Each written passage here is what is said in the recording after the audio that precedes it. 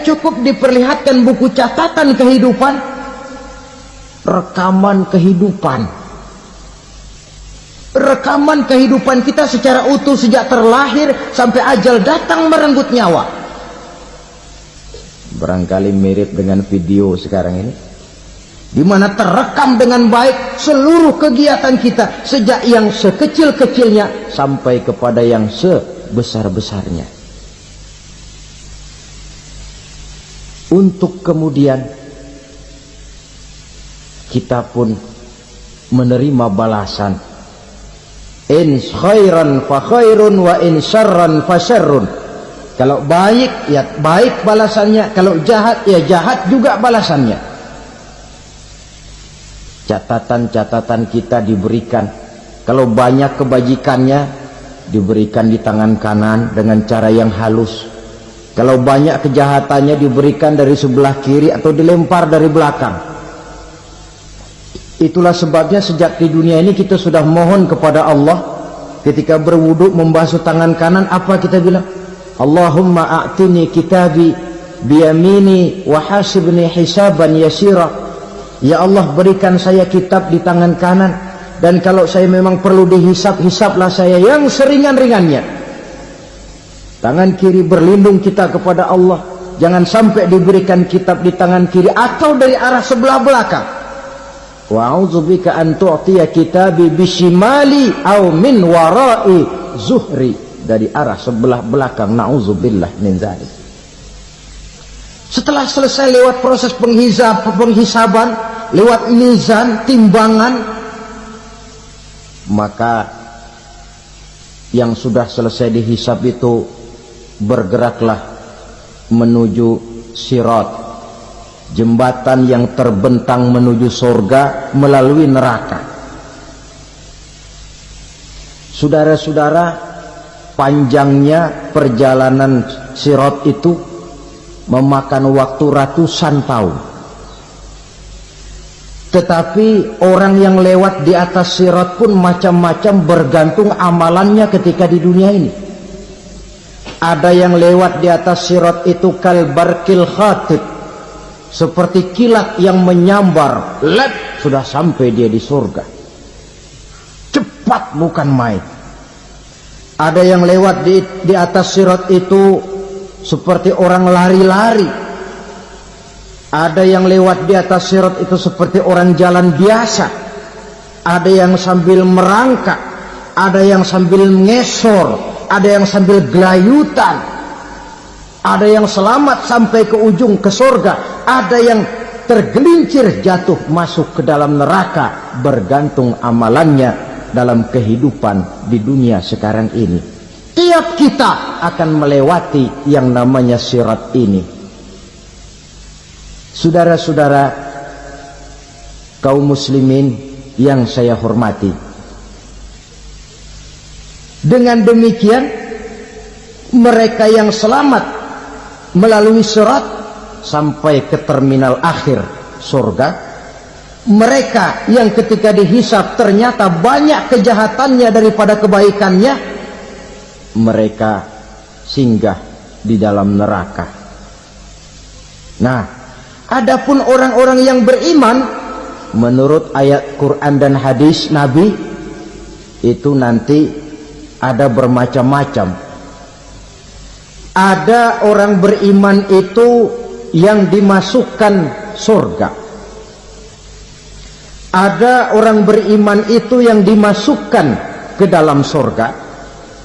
Ada orang beriman itu yang disebut penduduk surga. Kenapa lain-lain, Pak? Karena waktu di dunia amalannya juga lain-lain. Ada orang beriman yang masuk surga.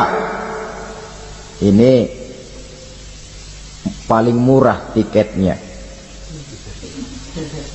Mau masuk surga? Kata Nabi begini, ma min abdin qala la ilaha illallah thumma mata ala dhalik illa dakhala al-jannah.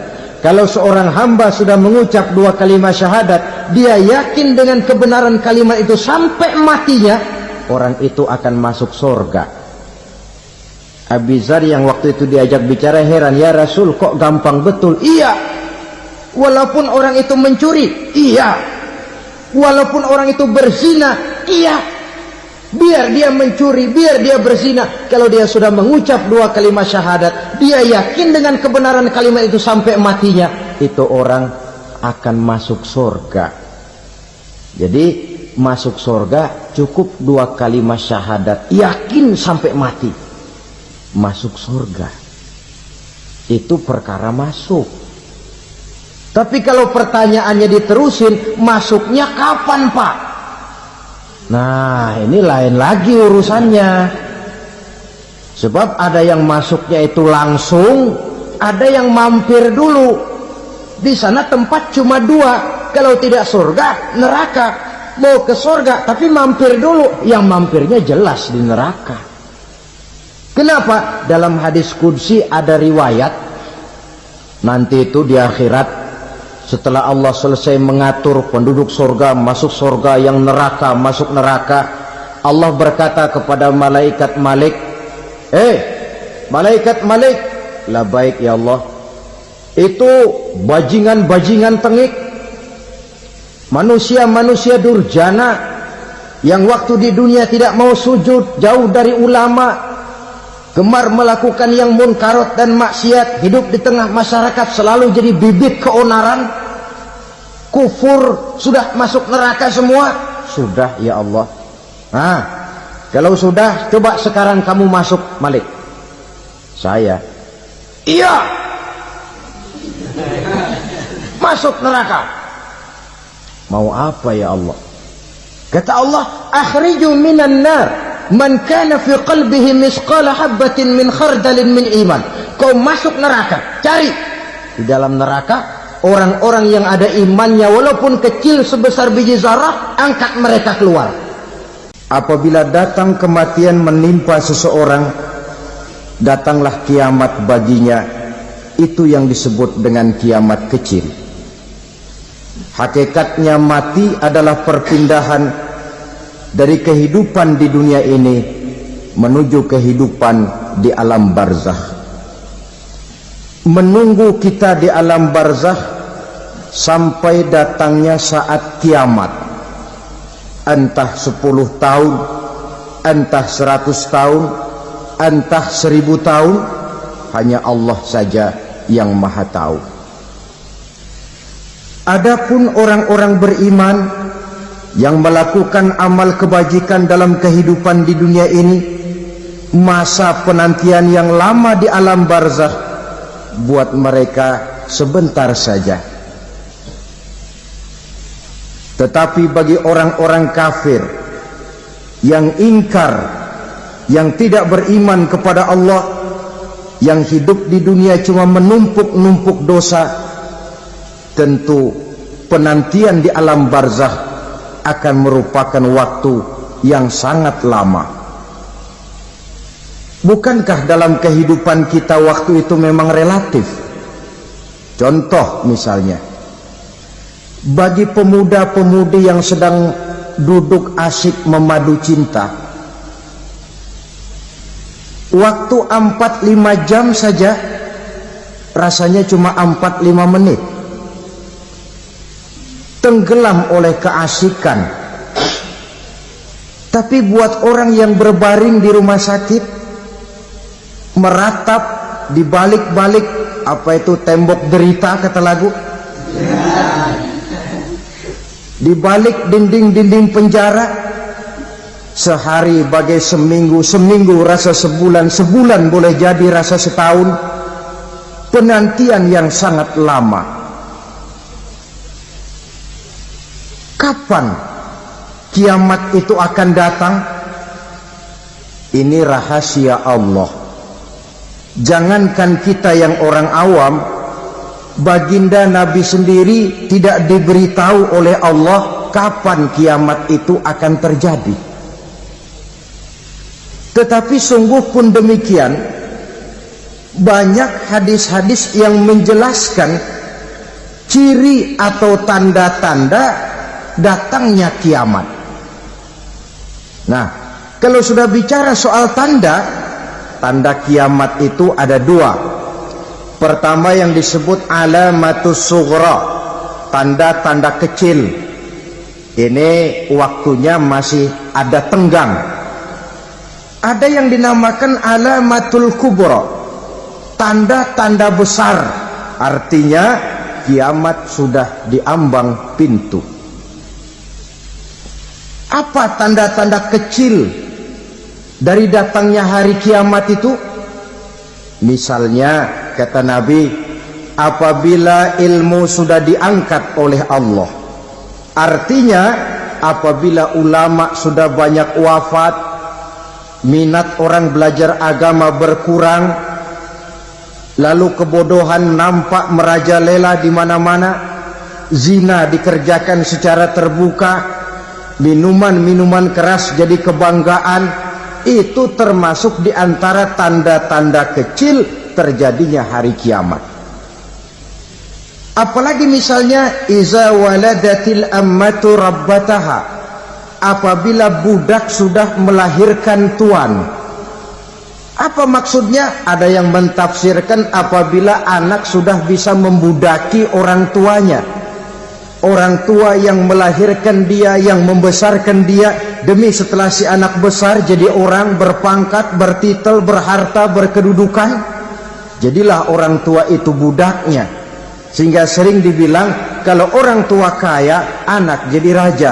Tapi kalau anak yang kaya, orang tua sering jadi budak.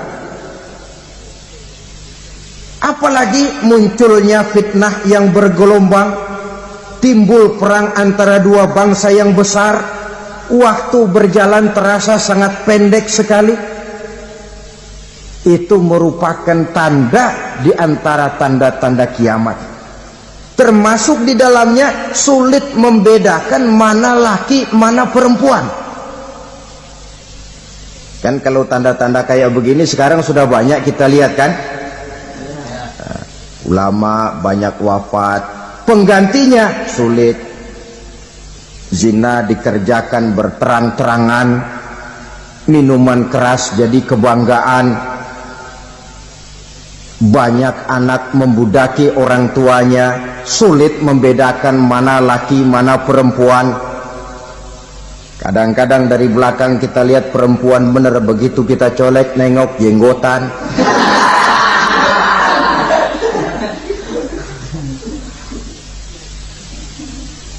Ini termasuk tanda-tanda kecil, masih ada tenggang sampai akan terjadinya kiamat itu. Nah, yang dimaksud dengan tanda-tanda besar, ini tanda besar artinya kiamat sudah diambang pintu.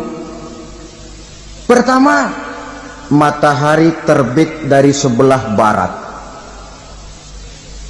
Apabila matahari sudah terbit dari arah sebelah barat, tertutuplah sudah pintu taubat. Bersabda Nabi kita, la taqumus sa'atu hatta tatlu'a syamsu min maghribiha. Tidak akan datang hari kiamat sampai matahari terbit dari arah sebelah barat. Fa iza tala'at, manakala matahari telah terbit dari arah sebelah barat, wara'ahan nasu, manusia banyak menyaksikan itu, amanu ajma'un, mereka pun lalu beriman. Yang tadinya kafir, yang tadinya ingkar, yang tadinya membangkang, setelah melihat matahari terbit dari sebelah barat, buru-buru beriman, berlomba-lomba mengucap dua kalimat syahadat. Tapi apa yang terjadi?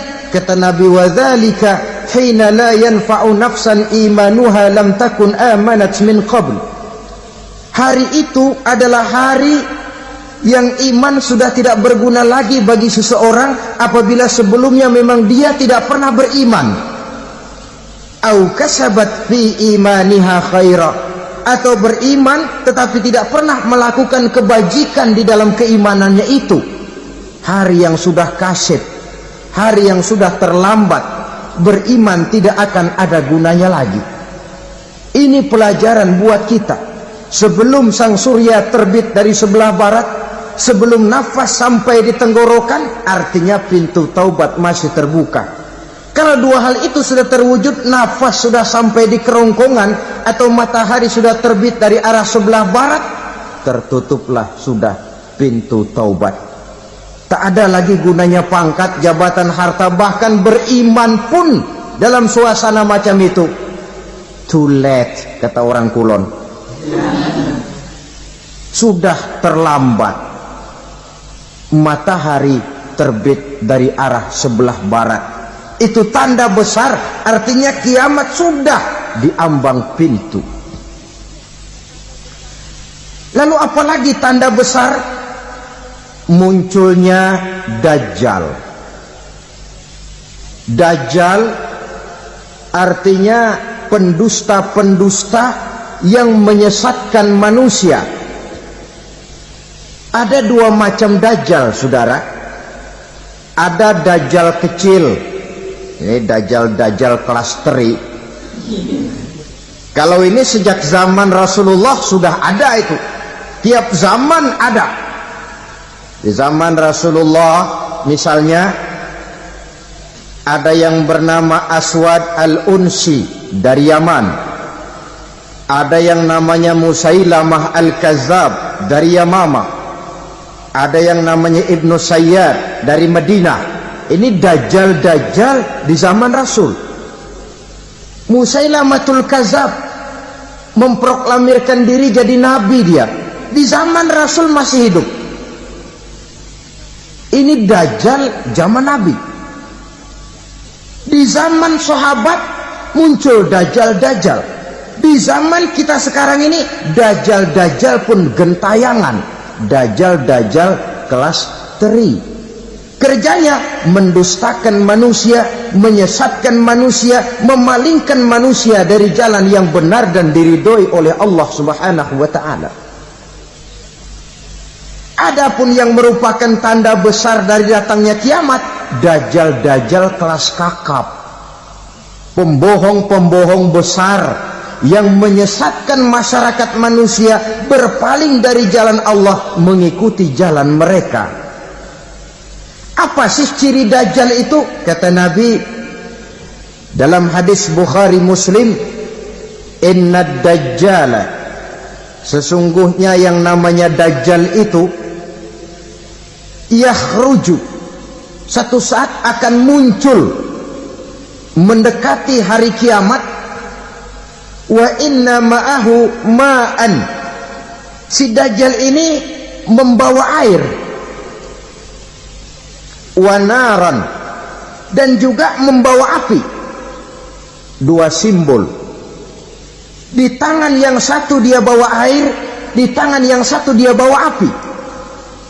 Wa ammal ladzi yarahu an-nasu ma'an fanarun, adapun yang orang banyak lihat air, hakikatnya adalah api. Yang dilihat api, hakikatnya adalah air. Oleh sebab itu, kalau api yang ditawarkan, ambillah air. Kalau air yang ditawarkan, pilihlah api. Maksudnya apa ini? Ini bahasa simbol, saudara-saudara. Dajjal bicaranya seolah-olah untuk kepentingan manusia, menawarkan surga. Surga yang dia tawarkan hakikatnya neraka. Hai manusia, kalau kau mau bahagia, jangan dekat-dekat dengan agama. Sholat itu tidak efektif dan efisien, tidak produktif dari segi ekonomi itu. Menghadiri majelis taklim cuma buang-buang waktu. Tahajud, tasbih, tahlil, baca Quran, apa itu? Pekerjaan mubazir saja. Hidup ini cuma sekali, masa yang cuma sekali, manfaatkan dengan sebaik-baiknya. Mumpung. Dibawanya sifat mumpung, tetapi dalam pengertian yang sangat negatif. Bicaranya seolah-olah untuk kepentingan manusia, tetapi sebenarnya menjerumuskan manusia. Menawarkan air, tapi sebenarnya api. Menawarkan api, tapi hakikatnya air. Buat apa kamu sholat? Buat apa kamu bayar zakat? Buat apa kamu puasa? Surga yang dicanangkan Dajjal, hakikatnya neraka. Neraka yang digambarkan Dajjal, pada dasarnya adalah surga. Jadi memutarbalikkan fakta itu kerjaan Dajjal. Yang hak jadi batil, yang batil dibilang hak, yang benar jadi salah, yang salah malah jadi benar. Tuntunan disuruh jadi tontonan, tontonan malah menjadi tuntunan. Itu pekerjaan Dajjal profesinya. Zamannya Nabi Adam, Dajjalnya kan iblis. Betul? Betul. Apa sih gang kerayuan iblis itu? Allah setelah menciptakan Nabi Adam kan bilang, Adam, kau dan istrimu Hawa tinggal di surga ini. Seluruh fasilitas yang ada di surga persilahkan kau nikmati. Satu yang tidak boleh, jangan coba-coba dekati pohon khuldi. Dekat saja jangan, apalagi sampai memetiknya. Datang Dajjal yang namanya iblis ini. Adam, kamu tahu nggak kenapa tidak boleh makan buah khuldi? Ya nggak tahu, pokoknya saya dilarang. Bodoh kamu Dam. Khuldun artinya kekal. Kalau kamu makan itu buah, kau akan kekal di surga buat selamanya. Allah tidak kepengen, maka dilarang kamu makan buah khuldi. Kalau kau ingin kekal di surga Adam, makan saja. Saya bicara begini ini untuk kepentingan kamu Adam. Ini kan ciri-ciri Dajjal. Bicaranya sih seolah-olah untuk kepentingan Nabi Adam, hakikat sebenarnya menjerumuskan Nabi Adam supaya ingkar dan melanggar larangan dari Allah Subhanahu wa ta'ala. Jadi setelah muncul Dajjal, timbul kekacauan-kekacauan di masyarakat. Banyak yang terpengaruh, terpedaya dan terpesona, termasuk mereka yang memproklamirkan diri jadi nabi, mereka yang memproklamirkan diri jadi rasul di zaman sesudah Rasulullah wafat. Itu adalah Dajjal. Maka saya ingatkan, kalau di zaman kita sekarang ini ada orang ngaku jadi nabi, ada orang ngaku jadi rasul, biar bahasa Arabnya kental, Quran hafal, hadis ribuan hadis hafal, biar pakai serban sampai menyengser ke tanah, bahasa Arabnya fasih, tapi dia mengaku jadi nabi, jadi rasul, kita umat Islam wajib tidak percaya. Wajib untuk tidak percaya. Itulah Dajjal zaman kita sekarang ini. Tidak mustahil mereka datang mempengaruhi orang-orang awam supaya berpaling dari Rasulullah, mengikuti mereka. Nah, di akhir zaman nanti, mendekati hari kiamat, Dajjal ini muncul. Dajjal kelas kakap, menyesatkan masyarakat manusia untuk berpaling dari Islam, mengikuti seruan mereka. Apalagi di antara datangnya kiamat itu, tanda yang besar itu, turunnya Nabiullah Isa Al-Masih, putra Maryam. Menurut berbagai hadis yang sahih, Nabi Isa Al-Masih nanti akan turun lagi, tidak membawa risalah yang baru, tapi meluruskan risalah Islam ini yang telah banyak ditinggalkan oleh masyarakat. Bahkan ada hadis menjelaskan beliau akan membunuh Nabi, mematahkan kayu-kayu salib, lalu melaksanakan haji dan umrah mengikuti syariat Nabi Muhammad, bukan membawa agama baru. Menjadi semacam mujaddid, reformer, menyelamatkan manusia dari bisikan Dajjal. Bahkan ada riwayat yang menjelaskan bahwa Nabi Isa berhasil mengalahkan Dajjal, mengembalikan masyarakat manusia kembali kepada ajaran Islam yang datang dari Allah, dibawa oleh Rasulullah Sallallahu Alaihi Wasallam. Dengan kata lain, turunnya Nabi Isa bukan sebagai Nabi dan Rasul baru, tetapi mengikuti syariat Nabi kita Muhammad Sallallahu Alaihi Wasallam. Saudara hadirin, ibu-ibu hadirat yang saya hormati, kemudian apalagi di antara tanda-tanda besar akan datangnya kiamat itu? Keluarnya asap atau awan.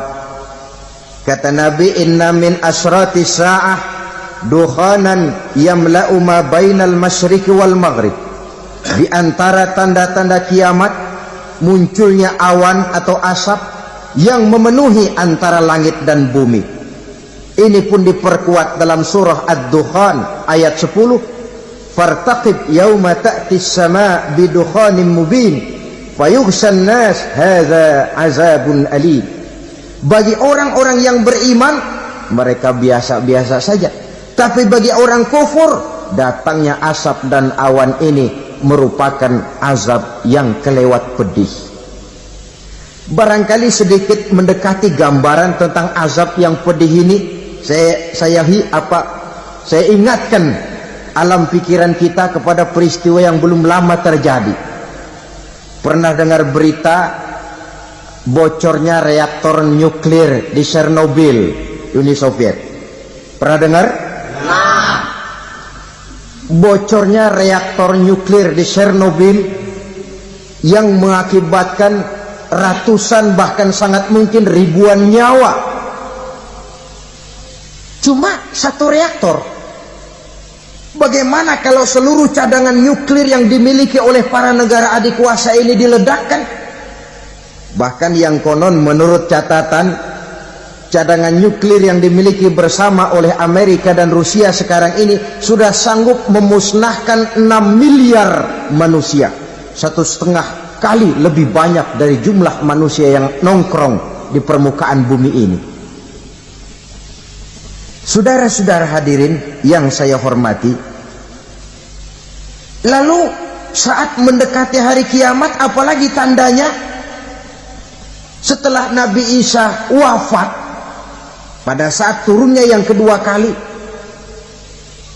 lalu Allah meniupkan angin sejuk, semua orang-orang beriman, orang-orang baik wafat, sehingga penghuni bumi ini cuma tinggal lagi terdiri dari orang-orang kafir. Tidak ada lagi di bumi ini yang bisa mengucapkan Allah. Sehingga dalam hadis qudsi itu ada keterangan, innallaha azza wa jalla yaqulu li Israfil.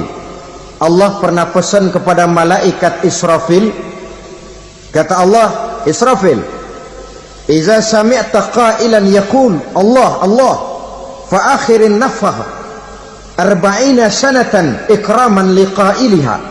Hai Israfil, apabila kau dengar di permukaan bumi masih banyak orang yang mengucapkan Allah Allah, maka tunda sangkakala kiamat itu 40 tahun. Untuk apa? Ikraman liqailiha, menghormati orang yang mengucapkan Allah Allah itu.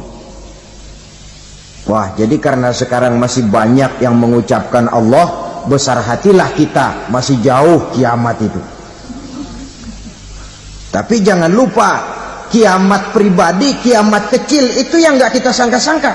Ajal datang mencabut nyawa, itu kiamat pribadi, dan itu yang pasti kita hadapi, dan itu yang membuat kita tidak boleh bersikap main-main di dalam kehidupan sekarang ini. Saudara hadirin yang saya hormati, tidak ada lagi orang-orang muslim. Seluruh penduduk dunia ini kafir. Lalu terciptalah struktur sosial yang berlandaskan prinsip hidup semau gue. Bakal terjadilah prinsip di mana yang kaya menyantap yang miskin, yang kuat menindas yang lemah. Hidup sudah bagaikan di rimba belantara, berlaku hukum rimba, siapa yang kuat dia yang menang, siapa yang lemah menjadi mangsa. Timbul kekacauan, maksiat merajalela, munkarat menjadi-jadi, sehingga isi bumi ini penuh dengan segala macam perbuatan dosa. Tidak ada perlunya lagi alam diperpanjang temponya. Datang saat yang sudah dijanjikan oleh Allah Azza wa Jalla, maka terjadilah yang disebut kiamat kubra, kiamat besar, kiamat hancur-hancuran. Bagaimana kejadian ini dimulai? Dalam surah Az-Zumar ayat 68, Allah Subhanahu wa taala berfirman, "Wa nufikha fis-suri fasa'iqa man fis samawati wa man fil ardi illa man sya'allahu." Maka manakala ditiuplah sangkakala, terkejutlah seluruh yang ada di langit dan seluruh yang ada di bumi. Bila saat kiamat datang, Allah perintah malaikat Israfil, tiup sangkakalamu. Ditiuplah sangkakala oleh malaikat Israfil. Yang akibat daripada tiupan itu, seluruh yang ada di langit, seluruh yang ada di permukaan bumi terkejut. Yang ada di langit siapa? Malaikat kan. Bayangin aja kalau malaikat kaget, apalagi kita. Terkejut seluruh makhluk yang ada di bumi, yang ada di langit mendengar suara sangkakala itu. Bunyinya tidak sanggup kita bayangkan dahsyatnya. Ledakan nuklir, ledakan neutron, belum apa-apa ketimbang bunyi sangkakala malaikat Israfil ini. Nah, lalu mendengar bunyi sangkakala ini, gemparlah makhluk, kacaulah alam. Bumi gempa, planet-planet bertabrakan, gunung meletus, air laut tumpah ke darat, angin topan bertiup, halilintar menyambar. Lalu semua yang bernama hidup mati total. Mati bareng tanpa persiapan. La haula wala quwata illa billah. Saya kadang-kadang dalam tafakur bermohon, ya Allah, mudah-mudahan saya enggak nemuin kiamat beneran. Ngeri. Tidak bisa kita bayangkan macam apa suasana seperti itu. Allah saja banyak memberikan gambaran, misalnya Al-Qari'ah, wa mal qari'ah, wa ma adraka mal qari'ah. Kejadian yang menggemparkan. Tahukah kamu apa kejadian yang menggemparkan itu? Yauma yakunun nasu kal farasil mabsus wa takunul jibalu kal ihnil manfus. Pada saat itu manusia berterbangan bagai kupu-kupu. Gunung berterbangan seperti kapas ditiup angin. Gunung saja macam kapas, konon lagi manusia. Kematian total, mulai semut sampai gajah mati, jin mati, iblis mati, malaikat mati. Malaikat saja mati. Saudara hadirin yang saya hormati, kematian total yang tanpa persiapan. Orang bilang, Pak, kalau mati bareng begitu yang repot malaikat maut dong ya. Cabut sana, cabut sini. Itu kalau menurut logika kita, mestinya begitu menurut logika. Tapi logika juga yang bilang nggak perlu serepot itu. Sebab untuk mematikan listrik di wilayah DKI, di wilayah Jakarta, nggak perlu tiap rumah didatengin matiin ya lama. Cukup dari kantor pusatnya saja PLN, tekan satu tombol, gelaplah seluruh Jakarta. Saudara hadirin yang saya hormati, kematian total. Lalu setelah kematian total, planet-planet juga mati, dalam arti tidak bergerak dan beredar. Angin mati, dalam arti tidak bertiup. Air mati, dalam arti tidak ada riak gelombang. Pokoknya semua mati. Kullu nafsin za'iqatul maut, semua yang bernafas mati. Dalam ayat lain, kullu man 'alaiha fan, semua yang ada di permukaan bumi fana. Yang kekal cuma Allah Subhanahu wa ta'ala. Yang paling belakang mati malaikat maut dan malaikat Israfil.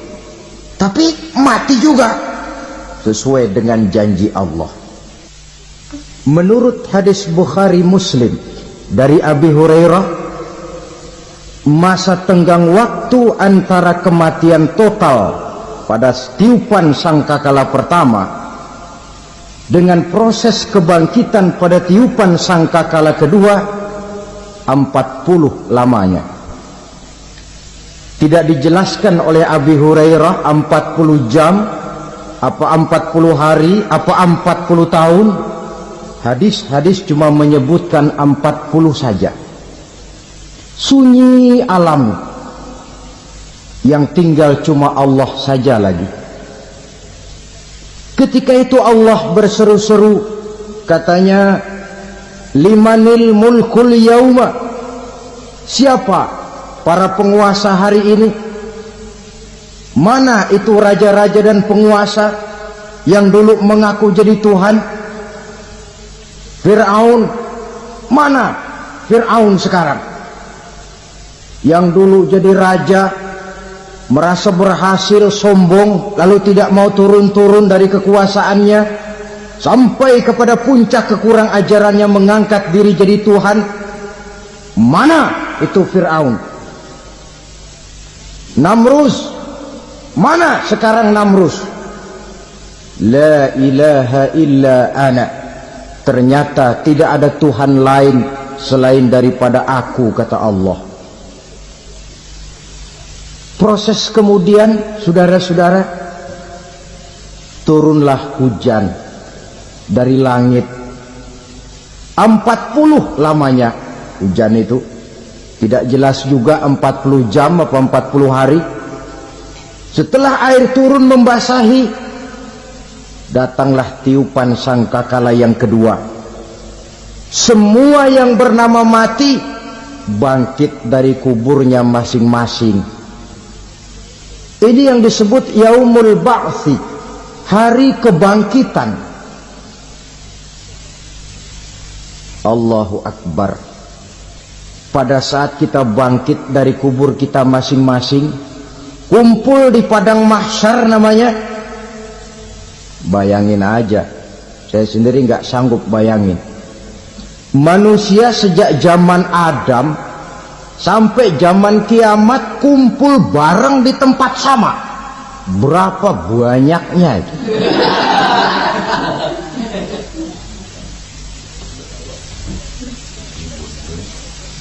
Dan yang luar biasa, menurut satu riwayat, pada saat bangkit itu, Masya Allah, roman muka kita berubah, disesuaikan dengan amalan kita waktu di dunia ini.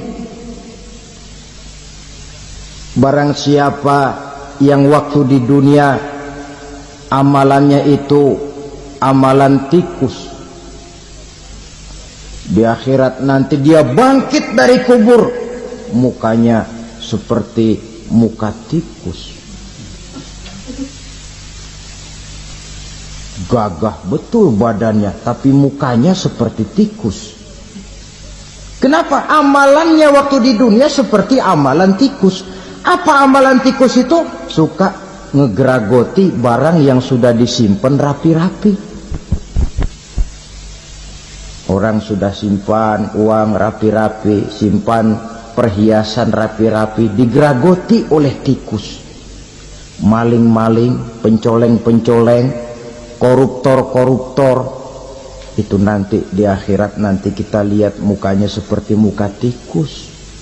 Oh, ini waktu di dunia suka nyolong, mukanya seperti muka tikus. Barang siapa yang waktu di dunia ini amalannya itu amalan macan, dia akan bangkit nanti mukanya seperti muka macan. Apa amalan macan? Macan itu amalannya menang-menangan. Orang yang mau menang saja nggak mau mengalah. Coba lihat di hutan, kenal hutan nggak? Di hutan, raja hutan di mana-mana pasti macan, betul kan? Betul.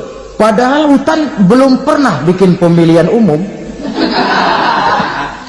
Tapi macan tidak peduli ada pemilihan umum apa tidak, pokok saya raja. Sebab apa? Macan jadi raja itu bukan karena benar, tapi karena kuat jadi raja. Setelah dia jadi raja, rakyat hutan yang mesti dilindungi malah dimakan oleh raja macan. Kambing rakyat hutan dimakan oleh macan. Ayam rakyat hutan dimakan oleh macan. Itu nanti kita lihat di akhirat itu mukanya seperti muka macan, gagah betul. Lalu barang siapa yang di dunia ini amalannya itu seperti amalan anjing, nanti dia punya muka seperti muka anjing. Apa amalan anjing? Pertama, anjing itu kalau disuruh jaga rumah, dia tidak bisa membedakan mana maling mana tamu. Biar yang datang maling, kalau bawa tulang, anjing kalem. Yang kedua, anjing itu akan setia kepada siapa saja yang memberinya roti. Siapa yang memberinya roti, itulah majikannya. Apa kata majikannya, pasti dia laksanakan. Soal benar atau salah, dia tidak peduli. Setelah anjing dapat roti, dia tidak punya pilihan lain kecuali bilang, abdi mah kumaha juragan wae ayeuna mah.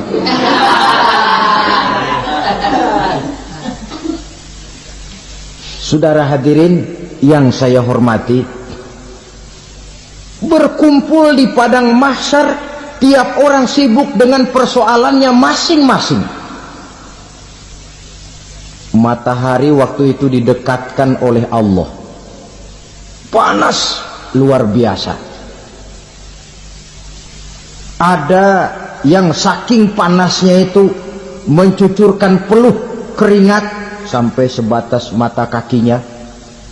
Ada yang keringatnya sampai sedengkulnya, ada yang keringatnya sampai sepusatnya, ada yang keringatnya mengalir sampai sebahunya. Ada yang kelelap oleh keringatnya sendiri, sementara orang di sampingnya enggak apa-apa. Bergantung lagi amalan dia waktu di dunia ini. Saudara-saudara, sebagian orang dalam kepanikan padang mahsyar berombong-rombong datang mereka menghadap Nabi Adam. Ya Adam, anta abal bashar. Hai Adam, Tuhan adalah bapak moyang manusia. Kami sebentar lagi akan disidang, dimintakan pertanggungan jawab. Tolonglah kami, hai Adam. Kata Nabi Adam, jangankan nolongin sampean, saya sendiri tanggung jawab di hadapan Allah. Ketika dulu tidak boleh makan khuldi, saya serobot. Sudahlah, urus diri masing-masing saja, nafsi. Begitu kata Nabi Nuh, begitu kata Nabi Ibrahim. Tiap orang bertanggung jawab sendiri-sendiri. Ketika itulah saudara-saudara, nikmatnya menjadi umat Nabi besar Muhammad sallallahu alaihi wasallam. Sebab apa? Walaupun menurut abjad kita ini umat paling belakang, kan paling belakang kita ini toh, karena Nabi Muhammad adalah Nabi akhir. Tapi akan dihisap lebih dulu, lewat di atas sirat lebih dulu, masuk surga lebih dahulu ketimbang umat-umat belakangan. Ketika Rasul mendekati ajal, beliau tanyakan itu kepada malaikat Jibril. Malaikat Jibril berkata, Muhammad jangan khawatir, Allah sudah berjanji, inni haramtul jannata ala sairil anbiya hatta tadkhulaha anta, wa haramtuha ala sairil umami hatta tadkhulaha ummatuka. Surga aku haramkan buat seluruh nabi kecuali kalau engkau Muhammad sudah masuk ke dalamnya, dan surga aku haramkan buat seluruh umat kecuali kalau umatmu Muhammad sudah masuk ke dalamnya. Logikanya, walaupun menurut abjad kita umat paling belakang, bakal dihisab paling dulu, lewat di atas sirat paling dulu, masuk surga paling dulu, kalau mampir ke neraka juga paling dulu. Ya resiko. Jangan mau enaknya aja paling dulu. Saudara hadirin yang saya hormati, setelah masa kebangkitan itu jangan dikira begitu bangkit langsung diperiksa.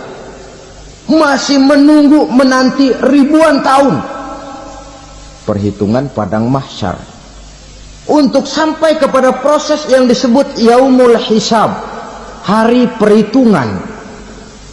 Seorang demi seorang bakal dipanggil. Bayangkan saja, kita se-RT saja di absen, kadang-kadang perlu waktu lama. Ini manusia sejak zaman Nabi Adam sampai datang hari kiamat, satu demi satu disidang di hadapan Qadhi Rabbul Jalil. Status sosial copot sudah waktu itu. Yang pernah jadi hartawan di situ tidak lagi kelihatan kehartawanannya. Yang pernah jadi jenderal tidak lagi dipanggil jenderalnya. Yang ustadz tidak lagi dipanggil al-mukarramnya. Seluruh status sosial selesai. Dipanggillah kita seorang demi seorang menghadap Qadhi Rabbul Jalil. Bagaimana proses penghisaban itu? Pertama, proses tanya jawab. Di antaranya ada hadis menyatakan, lan tazula qadama 'abdin yaumal qiyamah hatta yus'ala an arba'i khisalin. Besok di hari kiamat tidak akan bergeser telapak kaki seorang hamba sampai dia ditanya lebih dulu tentang 4 persoalan. Tentang ilmunya, kemana ilmu itu diamalkan. Tentang umurnya, di mana umur itu dihabiskan. Tentang masa mudanya, kemana masa muda itu dipakai. Tentang hartanya, dari mana harta itu didapat dan kemana harta itu dibelanjakan. Ini termasuk proses tanya jawab. Jadi kalau istilah pengadilan dunia, nama Fulan bin Fulan. Kamu waktu di dunia diberikan umur panjang untuk apa? Pernah mengalami masa muda, kemana kau habiskan masa remajamu? Kau diamanahkan ilmu, dengan apa ilmumu kau amalkan? Kau diberikan harta, dari mana harta kau dapat, kemana kau belanjakan? Tak seorang pun yang bisa mungkir. Sebab apa? Dikala itu yang menjadi saksi bukan orang. Yang menjadi saksi adalah seluruh anggota badan kita. Tangan bicara, kaki jadi saksi terhadap seluruh amalan yang pernah kita kerjakan pada saat kehidupan di alam dunia ini. Selesai proses tanya jawab, lalu diperlihatkan buku catatan kita waktu hidup di dunia ini.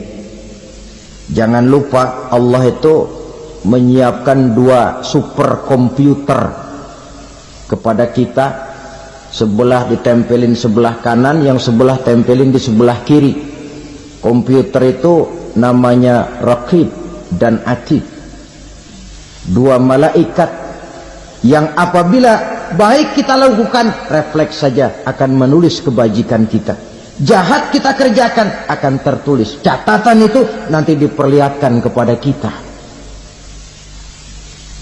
Waduh, alangkah malunya pada saat diperlihatkan catatan kita, buku rapot kita merah melulu.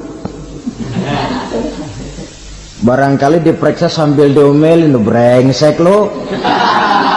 Buku merah melulu begini, bagaimana waktu hidup di dunia? Tidak cukup diperlihatkan buku catatan kehidupan, rekaman kehidupan. Rekaman kehidupan kita secara utuh sejak terlahir sampai ajal datang merenggut nyawa. Barangkali mirip dengan video sekarang ini, di mana terekam dengan baik seluruh kegiatan kita, sejak yang sekecil-kecilnya sampai kepada yang sebesar-besarnya. Untuk kemudian kita pun menerima balasan. In khairan fa khairun wa in syarran fa syarrun. Kalau baik ya baik balasannya, kalau jahat ya jahat juga balasannya. Catatan-catatan kita diberikan. Kalau banyak kebajikannya diberikan di tangan kanan dengan cara yang halus. Kalau banyak kejahatannya diberikan dari sebelah kiri atau dilempar dari belakang. Itulah sebabnya sejak di dunia ini kita sudah mohon kepada Allah ketika berwudu membasuh tangan kanan apa kita bilang? Allahumma a'tini kitabi biyamini wa hasibni hisaban yasira. Ya Allah, berikan saya kitab di tangan kanan, dan kalau saya memang perlu dihisab, hisablah saya yang seringan-ringannya. Tangan kiri berlindung kita kepada Allah, jangan sampai diberikan kitab di tangan kiri atau dari arah sebelah belakang. Wa a'udzubika an tu'tiya kitabi bishimali aw min wara'i zuhri, dari arah sebelah belakang. Na'udzubillah min dzalik. Setelah selesai lewat proses penghisaban, lewat mizan, timbangan, maka yang sudah selesai dihisab itu bergeraklah menuju sirat, jembatan yang terbentang menuju surga melalui neraka. Saudara-saudara, panjangnya perjalanan sirat itu memakan waktu ratusan tahun. Tetapi orang yang lewat di atas sirat pun macam-macam, bergantung amalannya ketika di dunia ini. Ada yang lewat di atas sirat itu kalbarkil khatib, seperti kilat yang menyambar, lep, sudah sampai dia di surga. Cepat bukan main. Ada yang lewat di atas sirat itu seperti orang lari-lari. Ada yang lewat di atas sirat itu seperti orang jalan biasa. Ada yang sambil merangkak, ada yang sambil ngesor, ada yang sambil gelayutan, ada yang selamat sampai ke ujung ke surga, ada yang tergelincir jatuh masuk ke dalam neraka, bergantung amalannya dalam kehidupan di dunia sekarang ini. Tiap kita akan melewati yang namanya sirat ini. Saudara-saudara kaum muslimin yang saya hormati,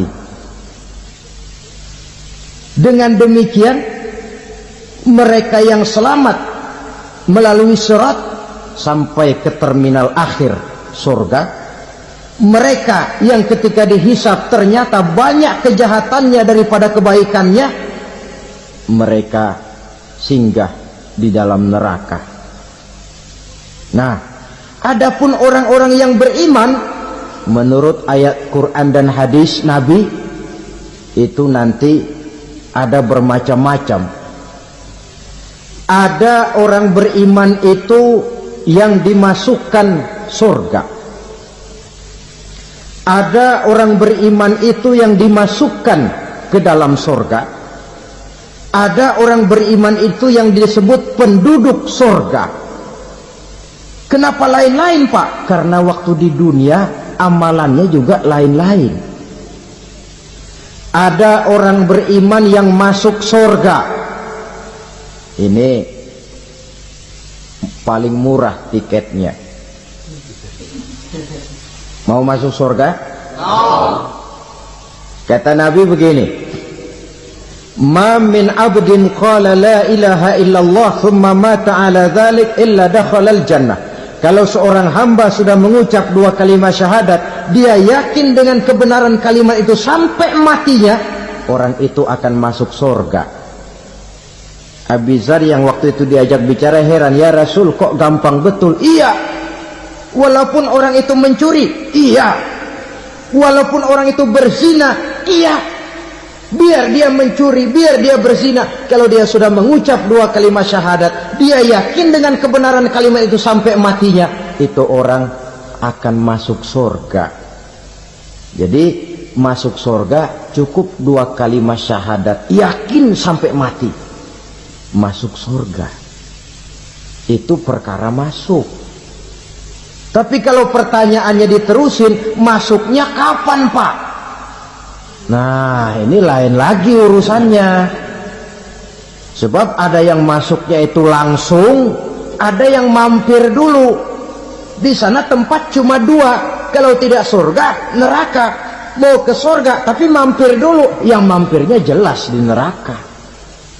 Kenapa? Dalam hadis qudsi ada riwayat, nanti itu di akhirat, setelah Allah selesai mengatur penduduk surga masuk surga, yang neraka masuk neraka, Allah berkata kepada malaikat Malik, malaikat Malik, labaik ya Allah, itu bajingan-bajingan tengik, manusia-manusia durjana yang waktu di dunia tidak mau sujud, jauh dari ulama, gemar melakukan yang munkarat dan maksiat, hidup di tengah masyarakat selalu jadi bibit keonaran, kufur, sudah masuk neraka semua. Sudah ya Allah. Nah, kalau sudah, coba sekarang kamu masuk, Malik. Saya, iya, masuk neraka. Mau apa ya Allah? Kata Allah, akhriju minan nar man kana fi qalbihi misqala habatin min khardalin min iman. Kau masuk neraka, cari di dalam neraka orang-orang yang ada imannya walaupun kecil sebesar biji zarah, angkat mereka keluar. Masuk malaikat Malik ke neraka, cari orang yang ada imannya, korek-korek. Ya repot, udah pada gosong. Yang ada imannya diangkat ke atas, yang ada imannya diangkat ke atas, lalu dimandikan di Nahrul Hayat, namanya sungai kehidupan di akhirat nanti. Cakep lagi rupanya, bersih lagi wajahnya, apel di hadapan Allah. Kata Allah, bagaimana mas? Kapok nggak sampean? Kapok ya Allah. Nah, kalau kapok, idhab fadkhulil jannah, pergi masuk surga sana. Berangkat mereka ke surga, ketemu sama teman-temannya yang udah sampai lebih dulu, yang nggak pakai mampir lagi. Terjadi dialog. Kata teman-temannya yang udah pada nyampe duluan, mas, iya, emang baru sampai? Saya baru sampai. Memang mampir di mana dulu mas? Kita sudah lama sampai di surga. Saudara buka surah Al-Muddathir ayat 34-35. Ma salakakum fis saqar? Kenapa kamu mampir di neraka Saqar? Qalu lam naku minal musallin. Mereka menjawab, kami mampir di neraka Saqar mas, gara-gara dulunya kami waktu di dunia tidak pernah sholat. Tidak pernah sholat? Tidak pernah. Kan rumahnya dekat masjid, cuma dekat doang mas. Sholat mah enggak saya. Enggak pernah ngasih makan fakir miskin, enggak pernah hadir di majelis taklim, pendeknya enggak pernah melakukan kebajikan. Maka saya pun mampir di neraka Saqar. Untung betul saya punya iman mas, sedikit. Waktu hidup di dunia dulu saya pernah mengucap 2 kalimat syahadat, sekali-kalinya waktu mau kawin. Masya Allah. Untung saja kawin, kalau nggak kawin polos.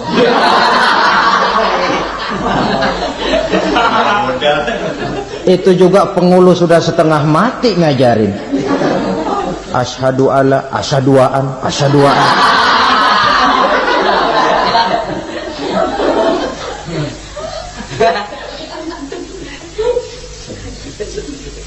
Ini namanya masuk surga, ada mampir dulu. Ada pula orang mukmin itu yang dimasukkan surga. Namanya dimasukkan kan terima beres. Saya masuk ke rumah, jalan sendiri, cari tempat sendiri. Saya dimasukkan ke dalam rumah, terima beres, pokok ada di dalam, itu dimasukkan namanya. Nggak pakai mampir. Tapi tentu tiketnya lebih mahal ketimbang yang pertama tadi. Apa kata Allah? Innal ladzina amanu wa amilus salihat la ukaffiranna anhum sayyi'atihim wa la udkhilannahum jannah. Sesungguhnya orang-orang yang beriman kemudian beramal soleh, kami hapuskan segala dosa dan kesalahannya, kami masukkan mereka ke dalam surga. Lihat ayatnya, Allah yang memasukkan, kita yang dimasukkan. Tidak pakai transit, tidak usah mampir. Cuma tidak cukup syahadat, tidak cukup amanu, tapi diiringi dengan wa'amilus salih. Iman, amal. Tidak cukup syahadat, lalu dibuktikan dia sholat, dia zakat, puasa, lalu dia melakukan berbagai macam kebajikan. Ini yang menyebabkan dia tidak pakai mampir di tempat yang bernama Sakor. Lalu ada pula orang mukmin itu yang disebut penduduk sorga. Wah, ini sudah VIP ini. Ashabul jannah, penduduk sorga. Siapa mereka? Kata Allah, innal ladzina amanu summa istaqamu fala khaufun alaihim wala hum yahzanun ulaika ashabul jannah hum fiha khalidun. Sesungguhnya orang-orang yang beriman lalu istiqamah, tetap dalam melaksanakan perintah Allah, tidak goyang, tidak labil tapi stabil, istiqamah, mereka tidak takut dan tidak bersedih hati. Merekalah penduduk sorga. Iman, istiqamah. Tidak punya duit, sembahyang. Banyak duit, sembahyang. Miskin, sembahyang. Kaya, tetap sembahyang. Istiqamah. Kadang orang kalau susah rajin ke masjid, banyak duitnya ngelihat masjid melengos. Itu yang dibilang waktu miskin hamba Allah, setelah kaya jadi hamba harta. Bergeser, tidak ada nilai istiqomahnya.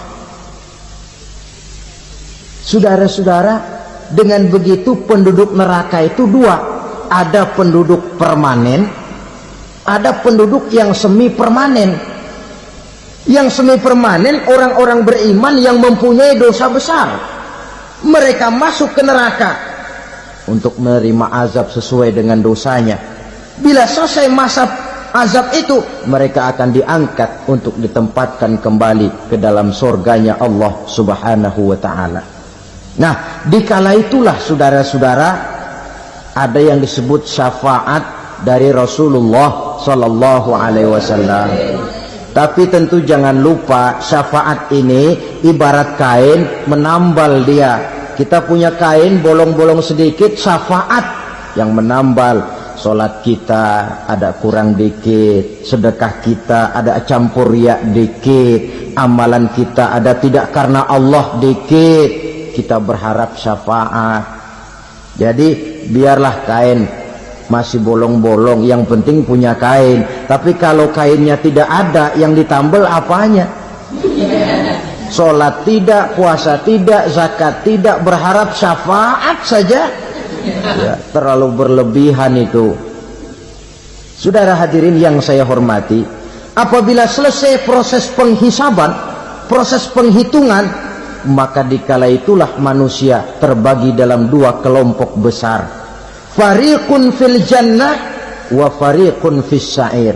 Sekelompok orang-orang beruntung yang masuk ke dalam surga, dan sekelompok lagi masuk ke dalam neraka.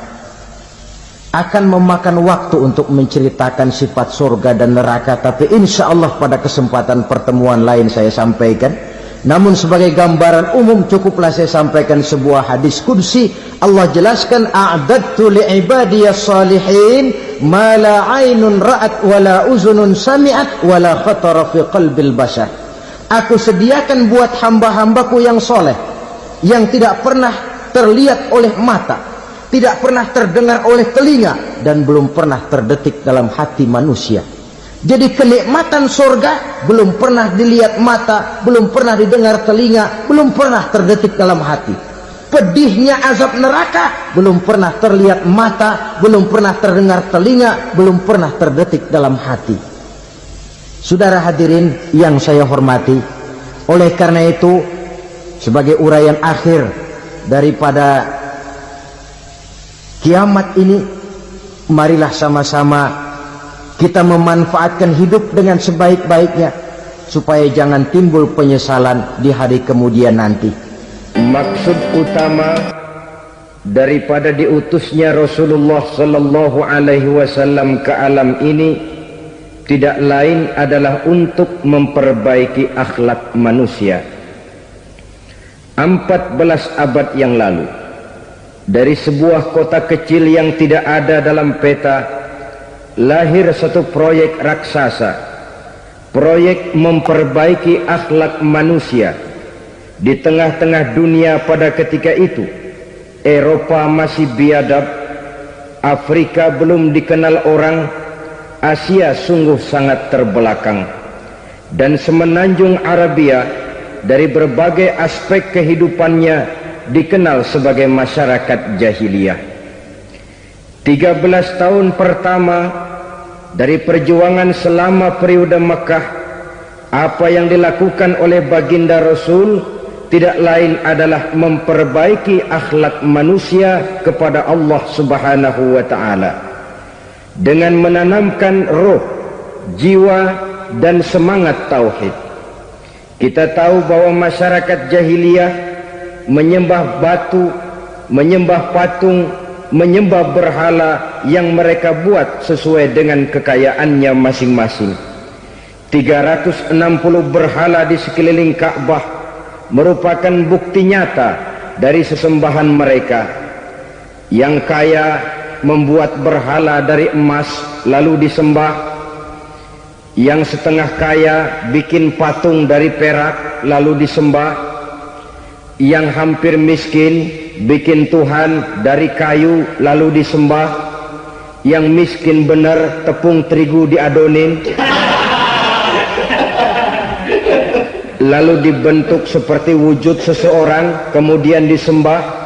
Dan apabila selesai nyembah perutnya terasa lapar, Tuhannya habis dipretelin. Sepanjang sejarah kemanusiaan cuma masyarakat jahiliyah saja yang sampai makan Tuhan. Sesadis-sadisnya bangsa Indonesia belum pernah sampai makan Tuhan. Maka menghadapi manusia seperti ini, yang pertama dilaksanakan oleh Rasul memperbaiki akhlak mereka kepada Allah, menanamkan la ilaha illallah, bahwa tidak ada Tuhan yang perlu disembah selain daripada Allah Subhanahu wa ta'ala. Ini hakikatnya merupakan inti daripada ajaran Rasul-Rasul terdahulu. Kenapa? Seluruh Rasul bersumber dari satu sumber yang sama, yaitu dari Allah Subhanahu wa ta'ala. Maka prinsip ajaran ketuhanan yang mereka bawa tentu saja sama. Nabi Adam mengajarkan la ilaha illallah, Nabi Nuh mengajarkan la ilaha illallah, cuma tentu sambungannya Nuh Rasulullah. Nabi Ibrahim mengajarkan la ilaha illallah, Ibrahim Rasulullah. Nabi Musa mengajarkan la ilaha illallah, Musa Rasulullah. Bahkan Nabi Isa mengajarkan la ilaha illallah, Isa Rasulullah. Dan Nabi Muhammad mengajarkan la ilaha illallah, Muhammadur Rasulullah. Akhlak manusia kepada Allah dengan menanamkan tauhid. Jadi kalau ingin berakhlak yang benar kepada Allah, jaga tauhid, pegang teguh akidah. Saudara-saudara kaum muslimin rahimakumullah, lawan daripada tauhid adalah kufur. Kufur bisa dua, bisa kufur iman, bisa kufur nikmat.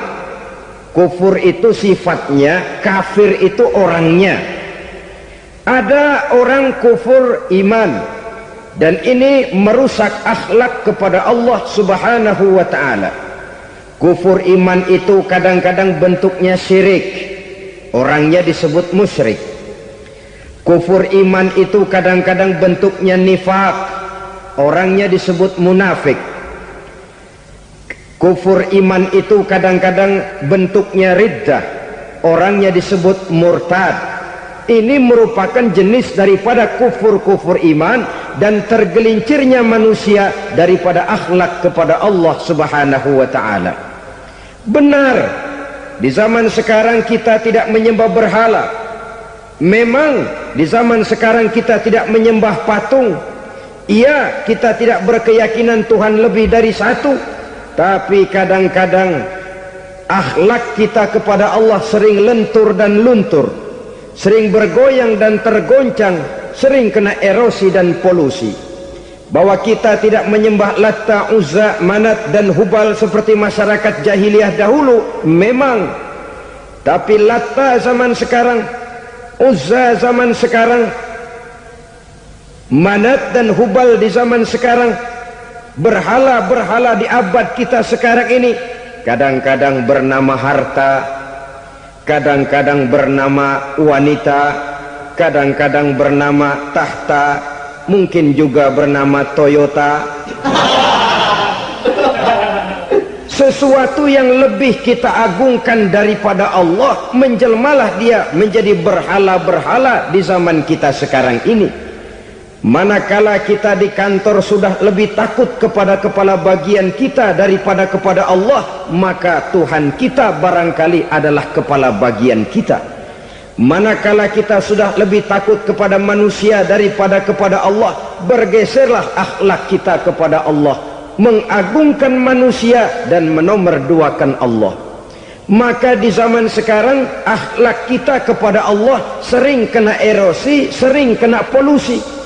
Mungkin karena sulitnya lapangan kerja, tingginya tensi ekonomi, persaingan hidup yang makin tajam, sulitnya mencari lapangan kerja, orang kadang-kadang nekat, sedikit pertimbangan, picik pandangan, mudah melakukan potong kompas, sehingga terjadilah perbuatan-perbuatan yang memelencengkan akhlak kita kepada Allah Subhanahu wa ta'ala.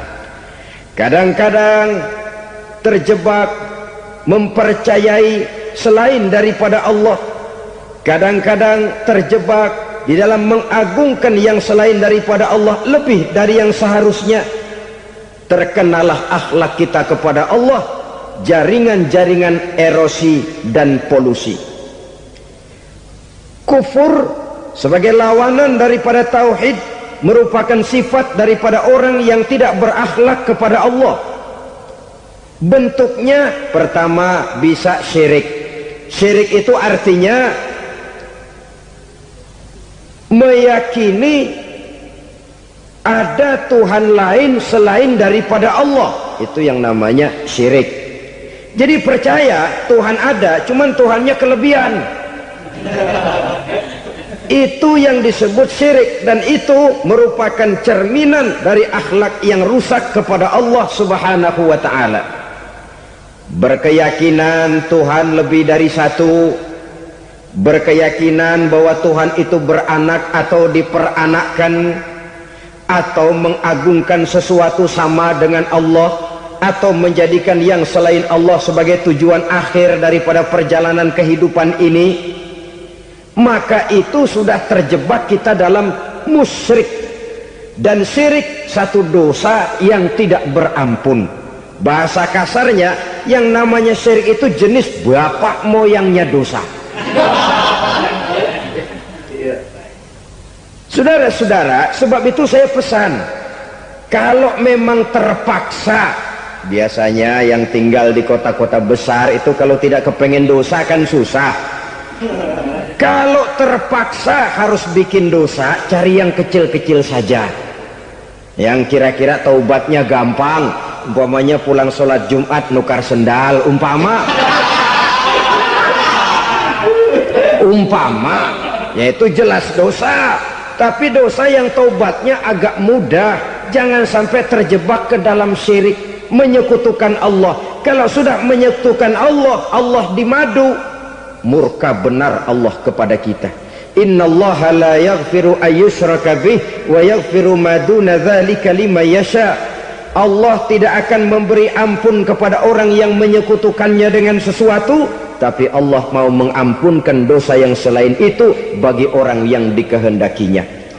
Jadi orang-orang yang sudah terjebak syirik, menyekutukan Allah, meyakini ada Tuhan lain selain daripada Allah, meyakini Tuhan beranak atau diperanakkan, bagaimanapun baiknya mereka di dunia, bagaimanapun sosial jiwanya, bagaimanapun pemurah tangannya memberikan santunan dan pertolongan kepada orang lain, kalau sudah syirik, seluruh nilai kebaikannya akan tidak ada gunanya lagi, karena tidak ada tempat nilai kebaikan itu bergantung. Sedangkan kita berbuat baik agar diterima oleh Allah. Kalau Allahnya marah kepada kita, siapa yang akan menerima nilai kebaikan itu sendiri? Ini bentuk yang pertama. Yang nyata-nyata menyembah berhala, syirik. yang nyata-nyata beriktikad Tuhan lebih dari satu, syirik. Atau yang tersamar. Yang tersamar itu yang sering jadi penyakit kita. Saya sejak ada perkutut ini di rumah, perkutut. Saudara-saudara, yang merusak akhlak kepada Allah, yang merusak tauhid setelah syirik, bisa juga berbentuk nifak. Nifak itu sifatnya, orang yang punya sifat nifak disebut munafik. Asal katanya dari nafakun. Nafakun itu satu lubang yang punya dua muka, seperti goa, ada tempat masuk, ada tempat keluar. Maka munafik orang yang punya dua muka. Kalau bahasa kita, pandai bermain minyak di atas air, manis jika berhadapan, balik belakang lain bicara. Sehingga apa yang dinamakan nifak, kata Imam Ali Al-Jurjani dalam kitab ta'rifatnya, izharul imanu bil lisan wa kitmanul kufri bil qalbi. Menyatakan, menampakkan iman dengan lidahnya, tapi menyembunyikan kekafiran dalam hatinya. Dengan kata lain, lidahnya mah iman, hatinya mah kafir. Padahal hati itu yang dilihat, padahal hati itu yang dinilai. Kenapa lidahnya mengaku iman? Ya mungkin karena kepepet, mungkin karena kepentingan, mungkin karena ingin mencari kelemahan orang, lalu dia pura-pura beriman. Tapi sesungguhnya hatinya kufur. Ini merupakan penyakit munafik. Dan terus terang, menghadapi orang munafik jauh lebih berat daripada menghadapi orang kafir. Kenapa? Munafik ini kan musuh dalam selimut. Mau dibilang musuh nyata-nyata, apalagi di zaman Rasul ya, ketika periode Madinah, berat sekali menghadapi orang munafik. Mau dibilang kafir, kalau ketemu assalamualaikumnya medok juga. Mau dibilang mukmin, di belakang ngegerundel, nyari-nyari penyakit, nyari-nyari lantaran, mencari-cari gara-gara. Kalau kafir jelas kafirnya, kalau musyrik jelas musyriknya. Tapi munafik, di depan kita dia mengaku beriman, di belakang kita dia caci maki kita. Maka demikian rupa watak orang munafik Allah benci betul. Sampai dalam Quran orang munafik itu divonis innal munafiqin fid darkil asfal minan nar. Orang-orang munafik di dasar jurang neraka yang paling bawah, keraknya neraka. Saudara-saudara kaum muslimin rahimakumullah, sebab munafik sangat berbahaya, membahayakan umat, membahayakan agama. Di depan kita mereka ngaku pura-pura beriman, kalau pidato luar biasa memuji agama setinggi langit, menampakkan seolah-olah dia orang yang dekat dengan agama. Saudara-saudara, agama penting, agama mutlak. Tapi yang ngomong begitu agamanya apa? Remeng-remeng. Cuma sekedar lipstick, cuma sekedar dekorasi, cuma sekedar kamuflase buat ngibuli orang lain. Dia mengaku beragama, mengatakan agama mutlak, menganggap agama penting, seolah-olah memperhatikan benar tentang tatanan kehidupan beragama, tapi sebenarnya di hatinya tidak lebih berkecamuk penyakit-penyakit kufur. Maka sifat munafik ini termasuk menodai tauhid, artinya merusak akhlak kita kepada Allah Subhanahu wa ta'ala. Sifat yang ketiga yang juga merusak akhlak kita kepada Allah dinamakan riddah.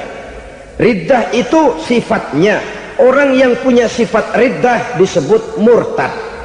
Murtad keluar dari Islam. Keluar dari Islam tentu tadinya di dalam Islam. Oleh satu perbuatan dia bisa menjadi murtad. Misalnya tadinya dia iman benar kepada Allah, tapi melarat. Kadang-kadang sehari masak, 3 hari libur. Akhirnya oleh kesulitan ekonomi dia tidak kuat.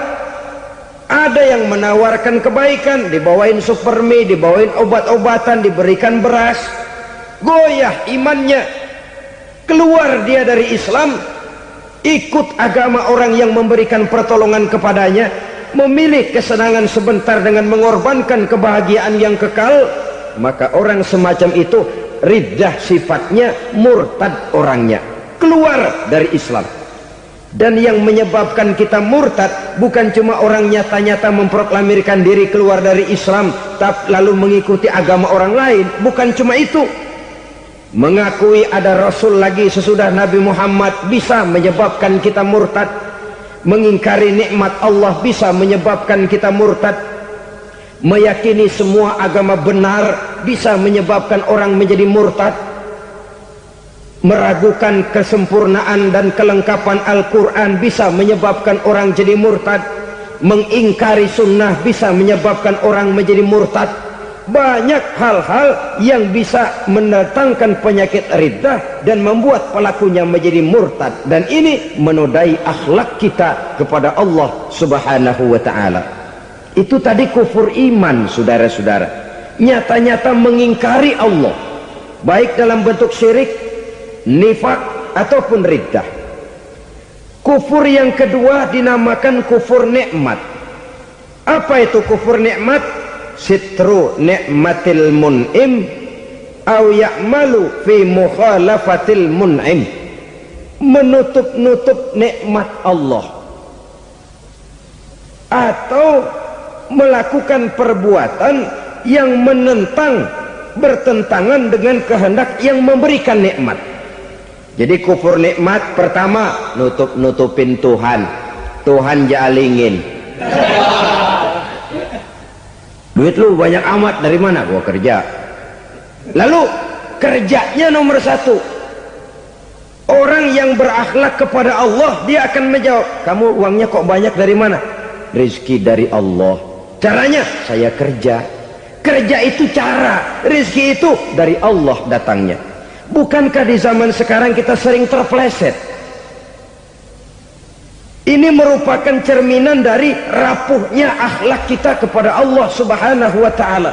Karena usaha saya memang, karena saya peras keringat banting tulang, tentu.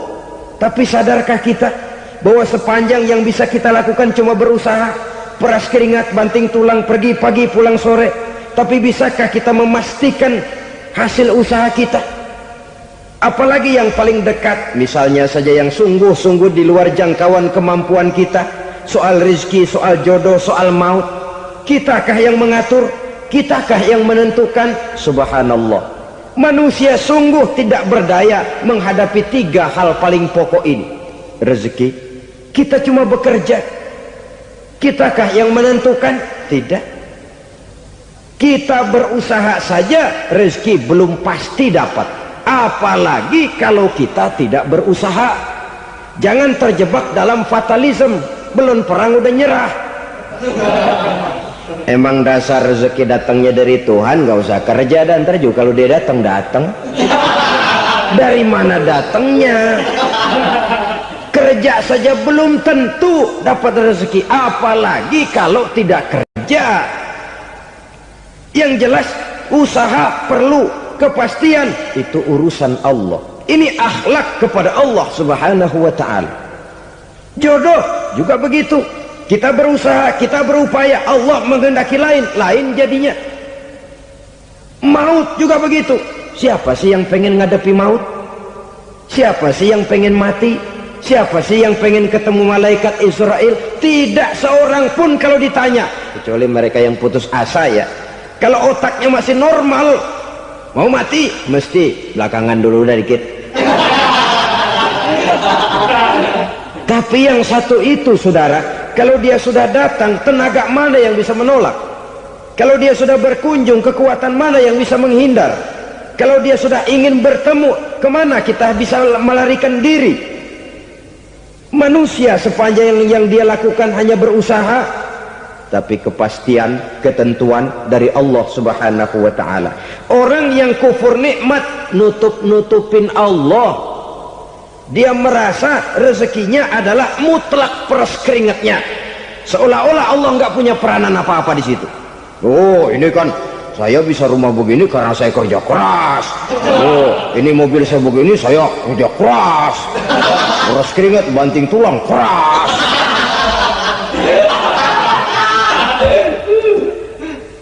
Saudara-saudara kaum muslimin rahimakumullah, jadi menutup-nutupi Allah. Akibatnya nanti kalau dia berhasil, Allah ketutupan. Kalau dia gagal, orang lain dicaci maki, dicari kambing hitam. Yang kambing hitam kan mahal, karena orang sering cari-cari kambing hitam. Jarang orang mau jujur kalau bertemu kesulitan lalu mencari sebab pada dirinya sendiri. Yang paling enak ya nyalain orang. Lo begitu. Orang lain yang paling enak kita salahin. Au ya'malu fi mukhalafatil mun'im, atau dia melakukan sesuatu yang tidak sesuai dengan kehendak yang memberikannya nikmat. Diberikan kita tangan, mulut sih nggak berhenti, terima kasih Tuhan, alhamdulillah saya dikasih tangan. Cuma nih tangan enteng mak nabokin orang mulu. Itu sudah mukhalafatul mun'im, bertentangan dengan kehendak yang memberikan nikmat. Diberikan harta, mulutnya mah basah, terima kasih Tuhan, alhamdulillah dikasih harta, tapi pelitnya minta ampun, kikir koret medit. Ini juga termasuk kufur nikmat, mempergunakan suatu nikmat bertentangan dengan kehendak daripada yang memberikan nikmat itu sendiri. Saudara-saudara kaum muslimin rahimakumullah, oleh karenanya kufur iman memang lebih bahaya daripada kufur nikmat. Tapi jangan lupa, kufur nikmat bisa menyeret orang kepada kufur iman. Nah kalau Allah udah dialingin, Tuhan sudah dinomor duain, lama-lama kenapa dia tidak mendewakan dirinya sendiri, mendewakan pangkatnya, mendewa-dewakan otaknya, mendewa-dewakan kemampuannya? Pada awalnya dia memang cuma kufur nikmat, tapi lambat laun kalau ini tidak diobati secara pasti, orang akan mengarah kepada kufur iman. Bisa berbentuk syirik, bisa berbentuk nifak, bisa berbentuk riddah. Saudara-saudara, oleh karena itu menjaga akhlak kepada Allah mutlak penting. Sebab apa? Kita tidak berakhlak kepada manusia saja, kita dikucilkan dari pergaulan. Kalau kita tidak berakhlak kepada Allah, dikucilkan oleh Allah. Hadis qudsi menyatakan, man lam yashkur ala na'mai wa lam yasbir ala balai falyakhruj min tahtis samai falyatlub rabban siwaya. Kata Allah, siapa orang yang tidak mau bersyukur terhadap nikmat yang aku berikan kepadanya dan tidak mau sabar terhadap ujian yang aku berikan kepadanya, falyakhruj min tahtis samai, persilakan saja keluar dari kolong langitku, waliyatlub rabban siwaya, tolong cari Tuhan lain selain daripada aku. Murka Allah, diusir, cuman gak kedengeran aja. Siapa yang tidak mau syukur terhadap nikmatku, siapa yang tidak mau sabar terhadap ujian yang aku berikan kepadanya, persilakan keluar dari kolong langitku ini, cari Tuhan lain selain aku. Nah, langit Tuhan yang punya, Tuhan kita lawan, diusir dari kolong langit, mau pindah ke kolong mana?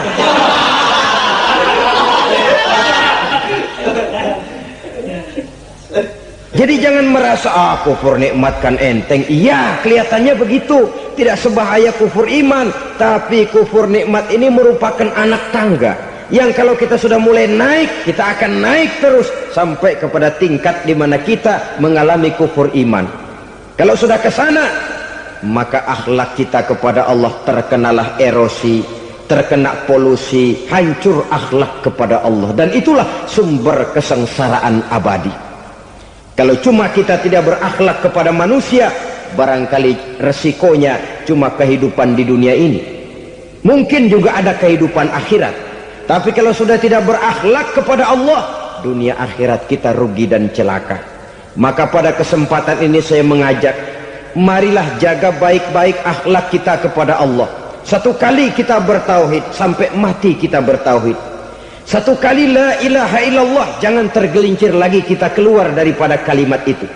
Satu kali kita bertuhankan Allah, jangan bertuhan yang lain selain daripada Allah. Jangan sekutukan Allah, jangan samakan Allah dengan sesuatu, jangan mengangkat yang lain sama agungnya dengan Allah. Sebab dengan demikian kita seolah-olah sudah mengotori akhlak kita kepada Allah Subhanahu wa ta'ala. Ini berat, saudara-saudara, ini tidak ringan. Kadang-kadang saya katakan tadi, masalah ekonomi, kadang-kadang persaingan hidup yang makin tajam, di tengah lapangan kerja yang makin sulit, di tengah orang banyak potong kompas. Kalau berpatokan kepada nilai tauhid, la ilaha illallah, tidak ada Tuhan selain Allah, maka saya tidak akan takut kecuali hanya kepada Allah. Saya tidak akan menggantungkan hidup kecuali hanya kepada Allah. Saya tidak akan minta rezeki kecuali hanya kepada Allah. Kadang-kadang situasi yang nekat membuat kita kehilangan keseimbangan, kehilangan pertimbangan, picik pandangan. Akibatnya kita merusak akhlak kepada Allah Subhanahu wa ta'ala. Ironinya kan orang sekarang kalau ditanya, lu nyolong ya? Iya. Kok berani? Emang. Lu nggak tahu Tuhan lihat? Tahu. Kok nyolong juga? Biarin. Kalau Tuhan mah lihat, jangan gak ribut. Enggak ribut katanya. Kalau orang lihat, 2 orang saja tahu, geger kelurahan. Ini kan sudah mendustai dirinya sendiri, sudah merusak akhlaknya kepada Allah Subhanahu wa ta'ala. Tuhan enggak ribut katanya. Saudara hadirin yang saya hormati, jadi oleh karenanya akhlak kita kepada Allah merupakan basis daripada kehidupan beragama. Kalau itu sudah mulai rapuh, mulai terkena erosi dan polusi, mulai rusak, dikhawatirkan nanti nilai ibadah kita kepada Allah juga akan turut ambruk karenanya. Saudara-saudara kaum muslimin rahimakumullah, tugas yang kedua, memperbaiki akhlak manusia kepada sesama manusia. Kita tahu Islam sesuai dengan namanya adalah agama damai. Maka akhlak manusia kepada sesama manusia menempati porsi yang penting dalam kehidupan beragama. Bagaimana seorang muslim bergaul, bertata krama terhadap sesama manusia. Mari kita lihat lebih jauh persoalannya. Untuk memudahkan pembicaraan dari kacamata agama, kita kelompokkan saja manusia itu dalam 2. Pertama yang seiman, dan yang kedua yang tidak seiman. Yang tidak seiman itu kita sebut saja kufur atau kafir. Nah, kepada yang kafir pun kita diajarkan untuk berakhlak, apalagi kepada yang memang nyata-nyata seiman, sekeyakinan, seakidah.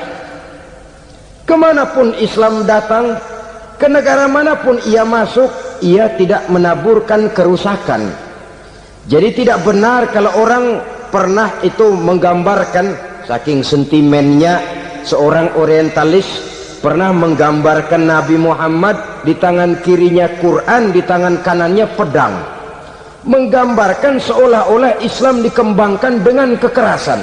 Sebenarnya tidak sama sekali.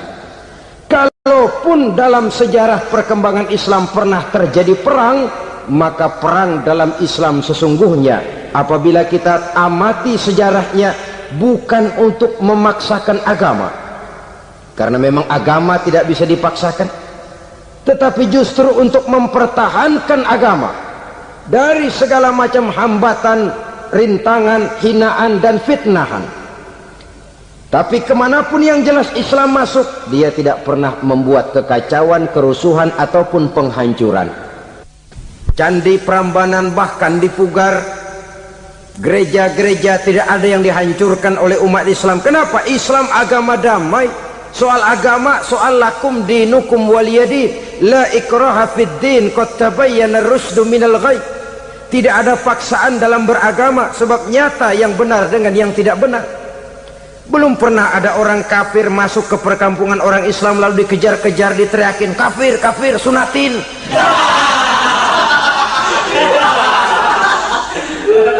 Belum pernah.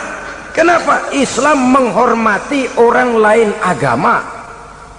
Nah, yang kafir ini macam-macam saudara. Ada kafir harbi. Nah, ini kafir kerok. Ini kafir yang nyata-nyata memproklamirkan permusuhan kepada umat Islam, nyata-nyata mengganggu ketenangan umat Islam. Kafir yang seperti ini yang boleh diperangi. Misalnya kita mau sembahyang Jumat dijagain, nggak boleh sembahyang Jumat, getok palanya. Kafir harbi artinya tantangan perang datang dari mereka, bukan kita yang mulai, mereka yang buka front. Prinsipnya umat Islam tidak boleh mencari-cari musuh, tapi pun tidak boleh lari kalau ketemu musuh. Musuh jangan dicari, ketemu jangan lari. Karena itu kesan seolah-olah umat Islam ini teroris, umat Islam ini destroyer, umat Islam ini sering menimbulkan keonaran, kerusakan. Sungguh satu fitnahan yang sangat keji. Umat Islam adalah umat yang cinta damai.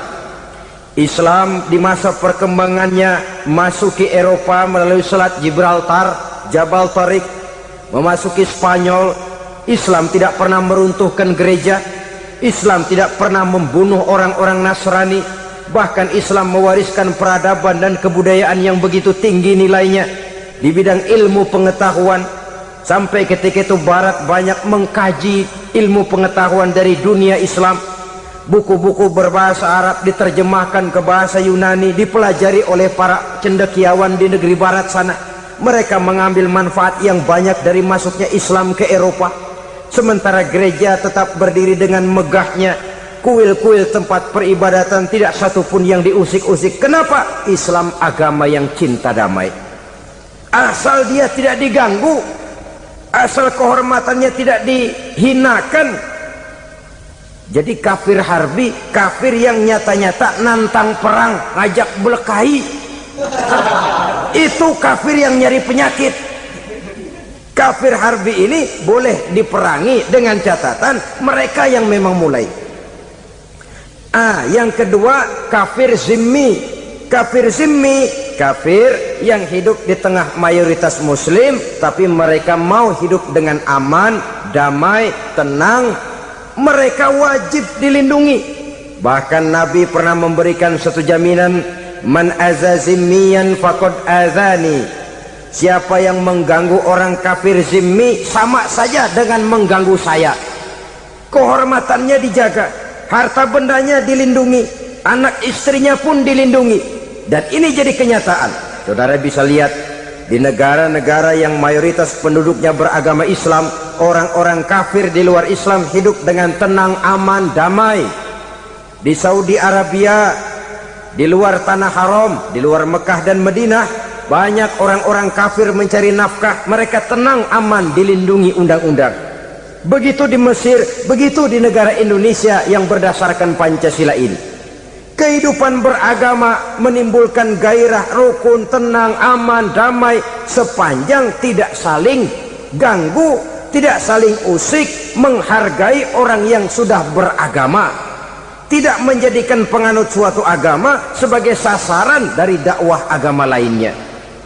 Saudara-saudara kaum muslimin rahimakumullah. Jadi memang oleh Al-Quran kita dianjurkan asyidda alal kuffar ruhama bainahum. Tegas kepada orang kafir, kasih sayang kepada sesama muslim. Tapi tegas bukanlah berarti marah-marahan, bukan berarti musuh-musuhan, bukan ngajaki perang. Tegas dalam arti punya garis tentang kehidupan beragama, lakum dinukum waliyadin. Soal kehidupan sosial, mari kerjasama. Bangun jalan, ayo rame-rame. Siskamling, mari bebarengan. Bikin puskesmas, mari sama-sama. Tapi kalau sudah soal agama, itu tidak perlu ada toleransi agama. Yang perlu toleransi antar umat beragama. Kalau umatnya mau kerjasama silakan, tapi tidak menyangkut soal ibadah. Jangan kerjasama di bidang ibadah. Itu kerjasama yang salah pasang, saudara-saudara. Sehingga dengan demikian toleransi adalah menyangkut kehidupan antar umat beragama. sedangkan agama sendiri punya coupling yang nyata. Sehingga dengan demikian tegas kepada orang kafir dalam arti kita punya satu kepribadian, tidak ngambang. Enggak, lalu kalau ditanya orang, sebenarnya agama lu apa sih? Ah, gua mah gimana musimnya aja. Agama pakai musim kayak rambutan. Akhirnya ya begitu, musim-musiman. Ke masjid kelihatan, ke gereja hayo, ke candi nongol, ke apa? Bingung malaikat bagaimana nyatetnya nih bocah ini. Di mana aja ada.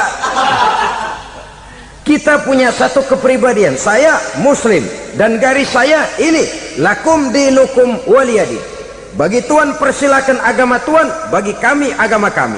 Kami hormati Tuhan, Tuhan hormat kepada kami. Tapi soal agama, couplingnya jelas. Kerjasama, mari urusan muamalah, bidang sosial. Yuk kita siskamling sama-sama dengan orang lain agama. Mari jaga kerukunan, kesatuan, persatuan, kekompakan. Perbaiki jalan yang rusak, mari sama-sama. Mendandani jembatan yang runtuh, mari sama-sama.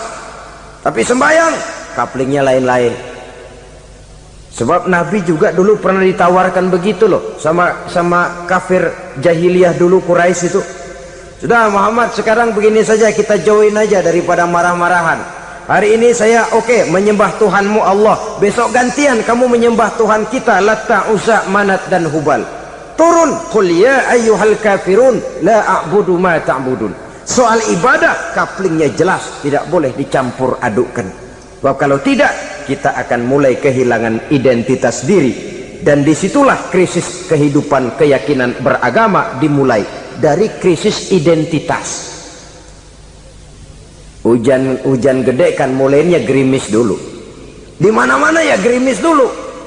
Gerimis makin lama makin gede. Kita akan mulai dengan kehilangan identitas diri. Dari sana nanti kita malu mengakui keislaman kita. Kalau orang Islam malu mengakui keislamannya, ini kan ironi, menyedihkan. Ngakui Islamnya saja malu, menonjolkan keislamannya malu, tidak ada rasa bangga beragama. Padahal ini modal dasar. Hanyalah dengan rasa bangga beragama kita lalu konsekuen. Bangga yang tidak konsekuen, wah pokoknya kan gua kan Islam, agama yang paling benar. Tapi hidupnya sendiri jauh dari tuntunan Islam. Itu bangga yang tidak beralasan, bangga yang tidak perlu dibanggakan sebenarnya. Kebanggaan yang membuat kita konsekuen dan dekat dengan kehidupan beragama. Jadi dengan demikian saudara-saudara, kepada non-muslim kita juga harus berakhlak. Bukankah ini sudah dicontohkan oleh Rasul?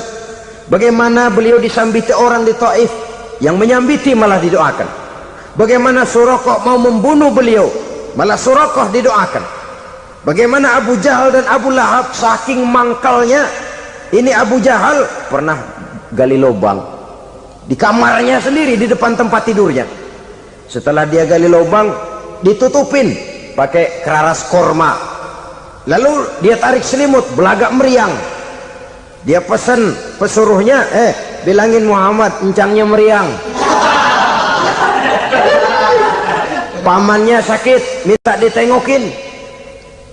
Nabi dengan segala husnuzonnya berangkat nengokin. Abu Jahal dari balik selimut ngintip. Ah, itu dia Muhammad, itu dia tuh. Dia tuh, masuk Dani, masuk. Mulai di jalan, senang Abu Jahal. Ah, terus dah. Begitu ke pelosok, masuk ke lubang, gue pendem terus dah. Memang niatnya mau mencelakakan Nabi. Sudah tinggal beberapa langkah lagi Nabi akan berjalan ke arah lubang itu. Malaikat Jibril ngasih tahu, Muhammad, Abu Jahal pamanmu cuma pura-pura sakit. Di depan tempat tidur itu ada lubang sudah dia gali untuk menjerumuskan kamu. Sudah balik pulang.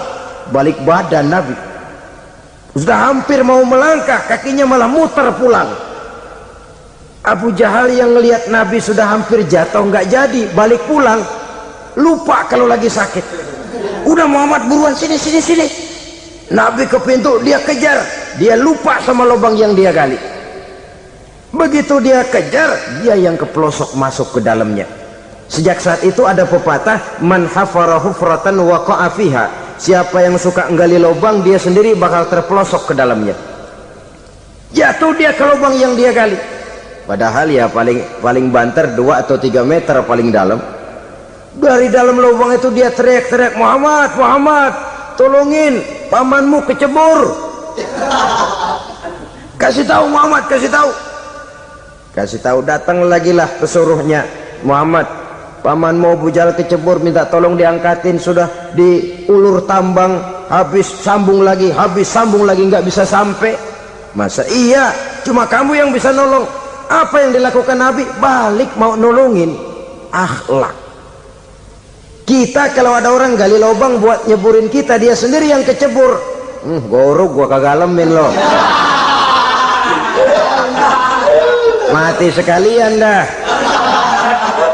Nabi mah enggak, balik nolongin tuh Abu Jahal.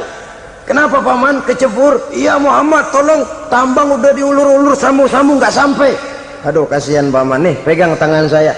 Nabi cuma ulurin tangan, nyampe dipegang oleh Abu Jahal, diangkat ke atas. Nyampe atas, apa kata Abu Jahal? Tambang bergulung-gulung nggak nyampe, kamu cuma pakai tangan doang kok bisa Muhammad, hebat banget sihirmu. Mukjizat dia bilang sihir, udah ditolongin nyela lagi, kan yang enak kita injak palanya.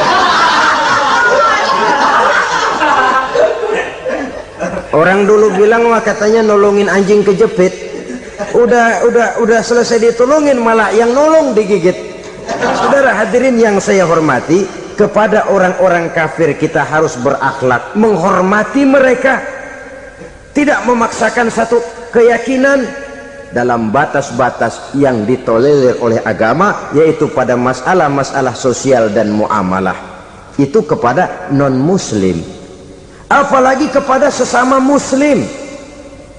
Baik akhlak kepada orang tua, akhlak kepada guru, akhlak kepada jiran atau tetangga, itu semua termasuk dalam akhlak kepada sesama manusia. Akhlak kita kepada orang tua, kadang-kadang kita orang timur ini ketularan orang barat. Engkongnya dianggap CS, salaman main kedet aja halokong, engkongnya bahalo dibengong. Saudara-saudara kaum muslimin rahimakumullah, akhlak yang tua kepada yang muda, akhlak yang muda kepada yang tua, kepada jiran dan tetangga, kepada sanak famili dan handai tolan, pendeknya kepada sesama muslim. Tetangga ada haknya, ada hak tetangga yang kalau kita berakhlak itu harus dipenuhi. Contoh kecil, kalau saya beli radio, itu saya dong boleh berpikir, ini radio saya beli pakai uang saya setel di rumah saya, sekeras-kerasnya ada apa sama orang lain? Radio gua, yang beli gua pakai duit gua, gue setel di rumah gue, ada urusan apa sama orang lain? Itu kalau menurut saya. Tapi tetangga sebelah saya kan bisa juga ngomong begitu. Mata gue yang ngantuk, gue tidur di rumah gue, kenapa suara radio lu masuk kemari?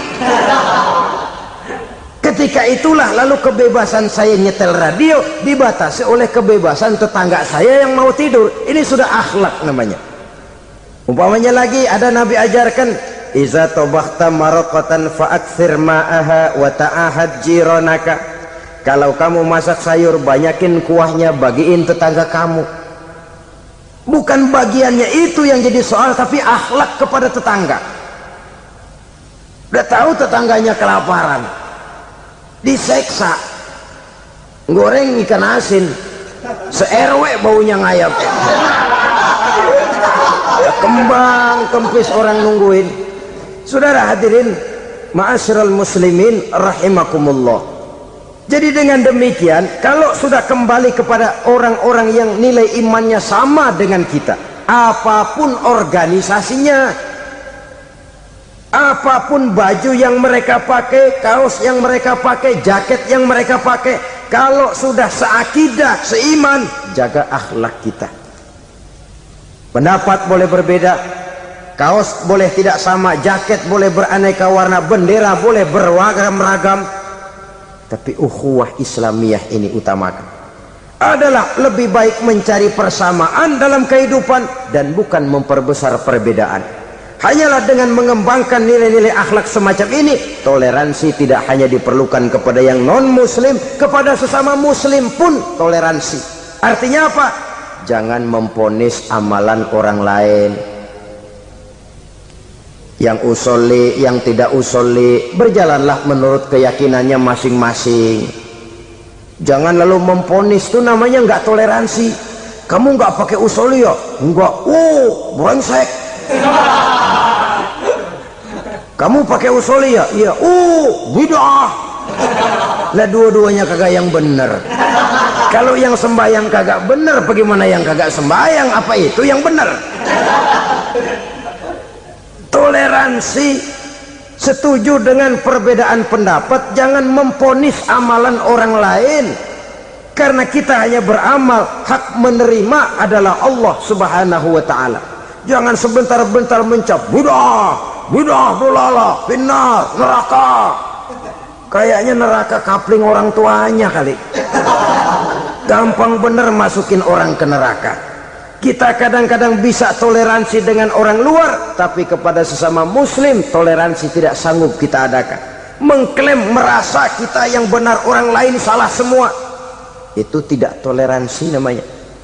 Mentang-mentang jadi ustadz, nih satu-satunya ustadz di sini ya, semuanya mesti ngaji kemari.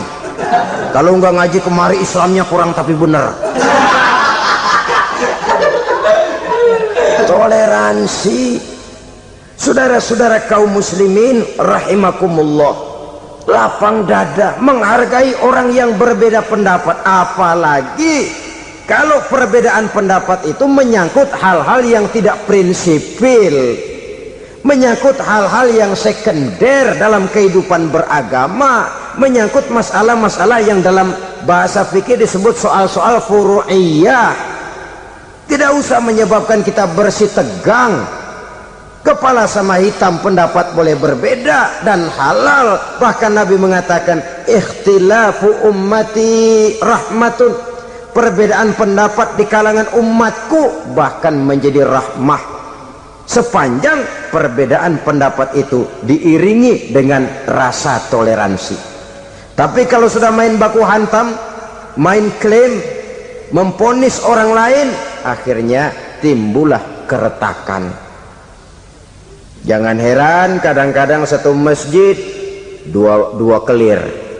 Ya soal kelir boleh kelar-kelir, boleh kelar-kelir, tapi kalau harus terlalu mencolok menyebabkan timbulnya keretakan, saya kira yang akan turun bukan lagi rahmah tapi bala.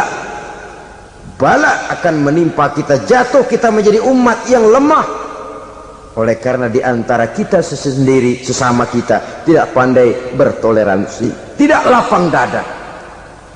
Ada anak muda kelihatannya mau majuan dikit, yang tua curiga. Nih kalau dia maju pasaran gua bangkrut dong nih. Lalu ditekan tuh anak ditekan melejit. Kadang-kadang yang tua maksudnya baik, mau memelihara, yang muda salah terima. Kan tua kejemur. Dari dulu sampai sekarang gitu-gitu doang, anak kemajuannya. Padahal yang tua barangkali maksudnya juga baik, mau memelihara. Sebenarnya kalau kita bisa mencoba mencari titik temu dengan alur komunikasi, tidak merasa diri yang paling benar, tapi toleransi, boyak menerima pendapat orang lain, setidaknya mau mendengar omongan orang. Yang susah kalau udah kena penyakit nggak mau ngerti omongan orang, nggak mau nerima pendapat orang.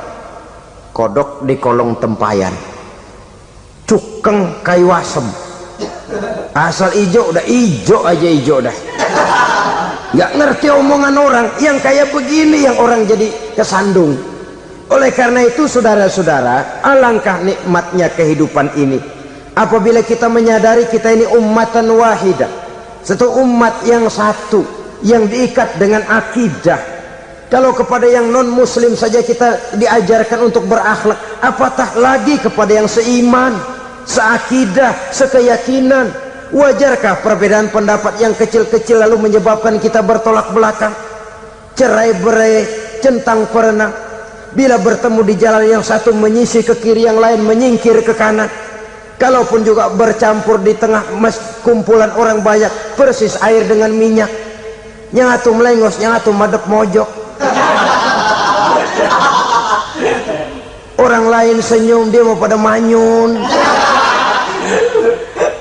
Saudara-saudara kaum muslimin rahimakumullah, realita ini walaupun tidak enak, pahit, tapi masih hidup di sebagian masyarakat kita. Ini yang perlu kita atasi. Soal toleransi kepada orang lain, sejarah sudah membuktikan. Mari kita jangan cuma bisa mengajak orang lain, umat lain untuk bertoleransi dengan kita, tapi kepada sesama kita, toleransi ini perlu kita tegakkan, perlu kita bina, terutama di dalam kita menuju bentuk ideal daripada konsep ukhuwah Islamiyah ini, yang memang selalu kita akan cari bentuk-bentuk idealnya sejalan dengan perkembangan situasi dan kondisi yang dihadapi oleh umat. Perbedaan organisasi, perbedaan kepentingan organisasi tidak seharusnya menyebabkan kita merasa meremehkan orang lain dan mengangkat diri, mengklaim diri sebagai yang ter. Jadi dengan demikian, apabila yang pertama tadi akhlak kepada Allah dinamakan hablum minallah, maka yang kedua ini merupakan hablum minan nas. Jikalau baik akhlak kita kepada Allah, baik akhlak kita kepada manusia, nikmat rasanya menjalani kehidupan. Kadang-kadang orang akhlaknya kepada manusia baik, tapi kepada Allah tidak baik. Hormat sama yang tua, menyayangi yang muda, sama tetangga rukun, tapi sama Tuhan nggak mau sujud. Ini baik kepada manusia, tapi tidak berakhlak kepada Allah. Atau sebaliknya, sujudnya sama Allah mah tekun, bener, khusyuk, bahasanya juga fasih, luar biasa. Tapi sama manusia sombong, takabur, ujub, merasanya dia doang yang paling benar. Sebab iblis itu ya, itu kadang-kadang datang lewat hati, dan memang selalu markasnya di situ. Kalau dia tidak bisa menggoda kita dengan yang lain, dia tumbuhkan sifat ujub. Dia bisikin, wah memang di kampung ini yang paling banyak ibadahnya ente, yang lain mana, lihat tuh kerocok semua.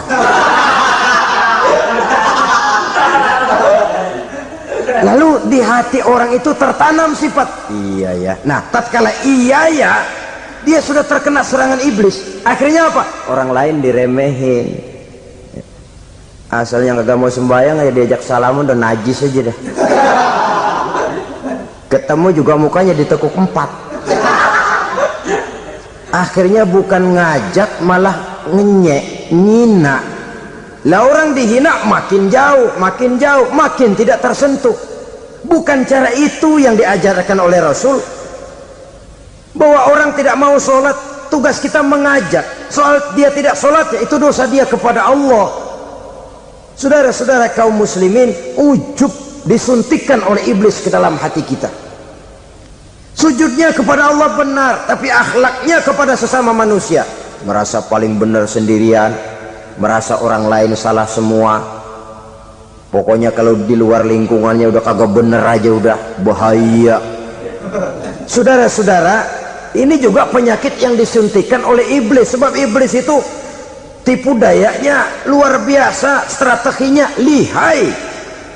Makin tinggi kualitas iman, ya makin berat upaya iblis untuk menjerumuskan kita. Karenanya saya mengajak, marilah kita bertoleransi, baik kepada non muslim, lebih-lebih lagi kepada sesama muslim yang kebetulan berbeda baju, berbeda kaos, berbeda organisasi, lain bendera yang dibawanya. Tapi toleransi mari kita canangkan. Kita terikat oleh ukhuwah Islamiyah.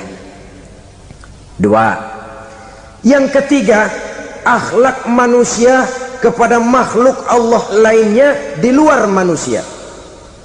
Islam, saudara-saudara, dengan berakhlak kepada Allah, berakhlak kepada sesama manusia, berakhlak kepada makhluk Allah di luar manusia, baik flora maupun fauna, maka mudah-mudahan akan terciptalah satu ekosistem, satu lingkungan hidup yang membuat kita nikmat menjalani kehidupan ini. Inilah saja yang kita bicarakan pada pertemuan kali ini. Terima kasih atas segala perhatian, mohon maaf atas segala kekurangan. Marilah kita membina nilai-nilai akhlak walaupun berat tantangannya. Sungguh lebih baik rakyat rendah yang berakhlak tinggi daripada pejabat tinggi yang berakhlak rendah. Karena nilai manusia pada akhirnya ditentukan oleh akhlaknya itu. Mau sukses di masyarakat, mari kita utamakan akhlak.